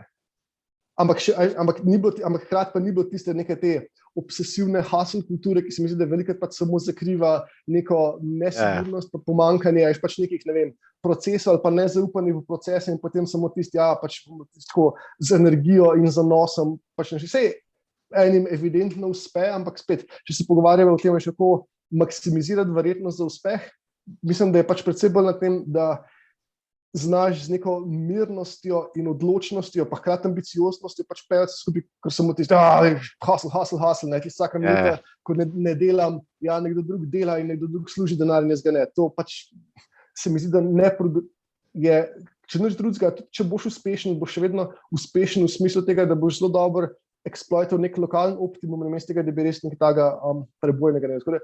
To je bilo tudi pač, so bile lekcije, ki so zelo rezonirale z mano in mislim, da to pač nekaj bo definitivno vedno ostalo z mano. Top. Pa tudi recimo konec koncev, ko sem že prej omenil Kristjana, je pač nesporno človek, ki mi je dal ogromno in verjetno, če bi mogel enega samega človeka izbrati, ki je najbolj zaznamoval mojo karierno pot, bi to pač brez dvoma Kristjan. Super. Spet, za veliko stvari se pač takrat se niti slučajno nisem zavedal, da pač je temu tako, karkoli to pač malo pride tako, ampak zdaj, ko nazaj gledam, pa je tudi za ene stvari, ki takrat jih absolutno nisem verjel, pa nisem sprejel, je imel predvsem bolj prav, kar sem si mislil, ampak glej. Top. Simon, pejva še na najino zadnje vprašanje. Zdaj te moram malo, bom rekel, sprovocirati, pa nareči živčenega, se hecam. Mi imamo že kar lepo bazo poslušalcev, med njimi je kar nekaj, bom rekel, močnih liderjev, menedžerjev, izvršnih direktorjev, predsednikov uprav, na drugi strani ima pa tudi že kar lepo bazo študentov, ki še začenjajo to pot in ki radi slišijo zgodbe o uspehu. Tako da me zanima, kaj bi bili tvoji 3 zaključni nauki, ki bi jih namenil našim poslušalcem? Okay. Prvi in daleč najbolj pomembna in najbolj prebojna stvar, ki jo lahko komorkoli dam, je, da vtisnem neko prakso in kulturo introspekcij. Samo to, in to je nekaj, kar lahko pač vsak začne že danes ali pa vsaj ta teden. Vsak teden vzemite si pol ure in sistematično pogledajte nazaj skozi pretekli teden. Jaz sem, kot sem že prej omenil, si pomagam s vprašanji, kaj je šlo dobro, kaj je šlo slabo, a sem celokupno, a sem srečen ali pa zadovoljen ali nisem, kaj je tisto, kar me frustrira, kaj je tisto, kar me je strašil ali pa pač me je delal nelagodnega. Kaj je tisto, kar recimo je bilo nepričakovano v dobrem, kaj je bilo nepričakovano v slabem, kje so bile glavne razlike med tem, kaj je bilo moje videnje tedna, pa kaj se je zgodilo, kje sem izgubljal čas, ko ga nisem pričakoval, kaj so bile stvari, ki so me pač, ne vem, tako ali drugače frustrirale, da sem čutil trenja, in pa vsakem tega imaš pač tudi potem še par korakov, zakaj. In potem, kar jaz to delam, je to, da se te stvari si dol pišem, z tega, da lahko opazujem neke daljše logike, kaj se pač, da vidim, kaj so neki ponavljajoči si vzorci in potem to so tiste stvari, ki se jih splača popraviti. Ker spet je, če past, ki tukaj je, ker smo se pogovarjali, pač potem, sej načeloma je cilj tem, da je ta observe orient, da se dogaja čim hitreje, ampak moraš pač padati ne smeš padati v to past, da bi bil popolnoma reaktiven. In zaradi tega tukaj nam pač pomaga to, da malo gledam pol nazaj, kaj so ponavljajoči vzorci in tisti pomoči vzorci na tisti pač skočim in popravim in skozi to pač ne vem, ali izboljšujem stvari, ali se pač ne vem, repozicioniram, se delam stvari, ki so mi pač bližje, ali karkoli se pač nekako iščem, vse čas na nek način, ne vem, ni ravno product market fit, ampak je, ne vem, bolj person market fit ali pa person world fit, delam iz tega. Tako da, to je definitivno prvi nasvet. Drugi nasvet je po mojem to, da, kar smo se zdaj na koncu pogovarjali, se mi zdi zelo pomembno, da bo pač, se nadaljuje konec koncev s te introspekcije, bodite pozorni na to, na kaj vas orodja in procesi, ko jih imate, napeljujejo. Tudi konec koncev odsotnost orodij in procesov je ravno tako pač omejevali, kako se nekih stvari lotevate. Tudi pač bo vplivalo na uspeh, bo vplivalo na neuspeh, bo vplivalo na, ne vem, neko nelagodje pri stvareh, ko recimo nekaj bi bilo zapakiran, mogoče proces bi me ne skrbel, tako pa vedno sem to pozabil, ali nisem pač vse te stvari opazovati, ampak tudi jih opazovati čisto iz nekega tega, produktnega vidika v smislu, kot uporabnik, a to deluje zame ali ne, kje so trenje, a mi je to prijetno uporabiti ali mi ni, kako lahko to izboljšam. Ker pač samo to, da imam proces ali pa da imam orodje, ni zadost. Ker da si me tako zelo pogost, spet anti-pattern je, firma ima zlomljene procese in potem upeljejo orodje in upajo, da bo orodje rešilo to, da ima pač procesni problem. Pač ne, ker se spet tukaj še ni bilo ravno te analize, odkot pravzaprav prihaja nezadovoljstvo, odkot prihaja pač ti problemi, ko jih imamo, in potem je tako, kako bomo zdaj samo pač ta obliž dal noter kot orodje, ki seveda ne bo tega rešil, ker bo pač vpeljal bo samo nek svoj nov nabor trenj, ker vsako še tako fantastično orodje, pač za ene stvari bo imel trenje, za ene stvari pač enostavno ne bo tako prikladno in dobiš pač overhead tega, plus tvoj originalen problem ni rešen, ampak je samo pač nekako čez povožen. Tako da skozi opazovanje tega in pač to prenesti, na neko zasebno prakso, ampak tudi vse stvari, ki jih delaš v podjetju in tudi konec koncev svoj produkt. Ker ogromno, pač, mislim, to je bila tudi morda lekcija iz Metabase-a, koliko zelo lahko uspeš samo s tem, da si boljši v UX-u. Ker recimo, če pogledaš pač tako, če nas primerjaš po featurjih, je Metabase pač precej slabši od vse svoje konkurence. Ker je bistveno boljši pa uporabniška izkušnja. To je pač neprimerno boljši od česarkoli drugega in to je tisto, kar je botrovalo uspeha. Ampak spet, to je recimo sploh za nekoga iz tehničnega backgrounda je velikrat, kako pač mislimo, da pač na featurjih bomo zmagali neki, ne vem, umetni inteligenci, pa machine learningu, pa tako naprej, to je pa tisto, kar bo razlika. Ne, recimo, pa to govorim kot nekdo, ki je bil točno za umetno inteligenco in machine learning zadolžen na Metabase, ampak si ne delam nobenih utvar. Kar je naredil glavno razliko, je bilo pač spet ta nek obsesiven fokus na uporabniško izkušnjo. In tudi se pač gledano skozi, kako to vpliva na uporabniško izkušnjo, ker ima to dolgoročne posledice. Ravno te stvari se mi zdi, to so pa najbolj uporabni mentalni modeli, so nekaj takega, kar lahko pač apliciraš na vse. Še bila ta introspekcija taka, je uporabna zase, je uporabna kot nek vzvod v vodenju svojih ekip, jo prenesem na svojo ekipo, jo delam na nivoju oddelka, jo delam na nivoju podjetja. Ravno tako, razmišljanje pač o uporabniški izkušnji, o trenjih in tako naprej, uporabljam sam na sebi, uporabljam na produktu, ki ga delam, analiziram trg, skozi to iščem, kje so priložnosti. In tretji tak nasvet je to, da zelo malo stvari na svetu, pa vsaj nekak zanimivih stvari na svetu, se obnaša pač popolnoma linearno. To pomeni, da večinoma, ko nekaj postane, ne vem, dvakrat večje, dvakrat hitrejše, dvakrat krajše, karkoli, razlika ne bo dvakratna, ampak bo ali bo precej manj, ali bo pa precej več. In to tudi pomeni, nekaj tako, ko sem prej podaril, te kratki iteracijski cikli. To ni samo, da jaz zdaj naredim 5 iteracij več, pa se bom za tega pač, ne vem, malo hitreje stvari naučil. Ja, tudi to se zgodi, ampak enostavno moj celoten pristop se bo spremenil. Če se jaz pač prisilim, da namesto, da je moj iteracijski cikel 14 dnev, da je 3 dnev, bom inherentno moram drugače razmišljati o problemih in moram, če mi takoj se napelje na to, da moram biti precej boljši v tem, kako razstavljam probleme, ker ga moram spasati če si recimo zadam še ta constraint, da mora biti rešitve nekako end-to-end, si zadam to, da zdaj moram pa to narediti v 3 dneh, ker pomeni, da moram toliko boljše nastaviti problem, da res razumem, kaj je tisto bistvo, ki ga vzamem, ki ga lahko naredim v 3 dneh, namesto tako, saj to pa zdaj bomo, ne vem, pač me delali ta kvartal, pa nekaj se bo že zgodilo, ker pa tudi observability, nimaš absolutno nobenega, pa si tisto, dobro, sedaj smo, ne vem, mesec pol kvartal, tako da še ni nekaj groznega, tudi če se začne videti, se bo že nekaj zgodilo in pa si grozni čas vrgel stran. In nam to pač, ko pa skompresiraš, delam drugače. Ne samo, da se učim več, ampak tudi delam drugače. In takih pojavov je ogromno. Zakaj tudi recimo firma ima take težave s scalingom, je ravno zato, ker nam pač ni velike številke nam tako niso intuitivno ljudem razmišljati o tem, poleg tega nam pa ni intuitivno pač to neko presekovanje med velikostnimi razredi. Mi bomo pač hočeš, nočeš, če se zelo ne prisiliš, bomo vedno razmišljali zelo linearno, medtem ko pač nek agresiven scale-up pa ne deluje linearno. Deluje linearno ne na nivoju tega, kako je dinamika v ekipi, kako vodiš ekipo, ne kako se pač stvari obnašajo, kaj lahko potegneš ven iz podatkov. Zelo pač je velika kvantiteta postane kvaliteta sama zase. In ko enkrat to ponotranjiš, skozi to gledaš, je zelo veliko stvari pač postane nekako bolj jasnih oziroma se ne ujameš v neke pasti, ki bi treba se ujel. In spet, ko imaš to razumevanje, to tako pol se pač nazaj feedal, to, kar si prej pogovarjala, zdaj pa skozi to lahko pol tudi analiziram, ne vem, pač ko delam introspekcijo, sem pač pozorn na to, koliko so recimo te stvari, ki jih počnemo, so scale invariant ali niso, no recimo problemi pač tukaj ne samo zaradi, nekaj je deloval, pa zdaj ne deluje, mogoče to pač funkcija tega, da se je scale spremenil in vpliva na to, da orodja, ki so delovala na enem skalu, potem morda ne bojo delovala na drugem skalu, oziroma da pač samo ker nekaj postane več ali hitreje ali karkoli bolj gosto, ker je prej mi deloval na nivoju procesov ali pa orodij, zdaj začne šepati. Ampak če si pač za to slep, se pa velikrat pač zaletavaš zelo dolgo časa v zidu, ker pač nekaj ne poče. Ampak takrat si se že toliko počasnil, da na sodobnem trgu je to zelo velikokrat nekak smrtna obsodba. Wow. To je nori trije nauki, moram reči, da sem navdušen. Tako da, dragi poslušalci, z nami je bil Simon Belak, hacker, filozof, mentor, predavatelj, svetovalec. Jaz bom rekel, da si tudi eden izmed pionirjev na področju startup sveta in pa tega v bistvu product discoveryja. Hkrati tudi eden izmed ustanovnih članov ene največjih skupnosti v Sloveniji, growth hacking skupnosti. Tako da, Simon, najlepša hvala za tvoj čas, izjemne izkušnje. Moram reči, da jaz verjamem, da bodo moji poslušalci navdušeni. Jaz sem navdušen, toliko znanja, toliko ene energije pa izkušenj, tako da wow. Me res zelo veseli, užitek se mi je bilo pogovarjati s tabo, Mark, in hvala za povabilo. Hvala. Spremljajte nas na vseh 13 kanalih, kot so Spotify, Apple, Google, Castbox in pa tudi YouTube, LinkedIn, Instagram in pa Facebook.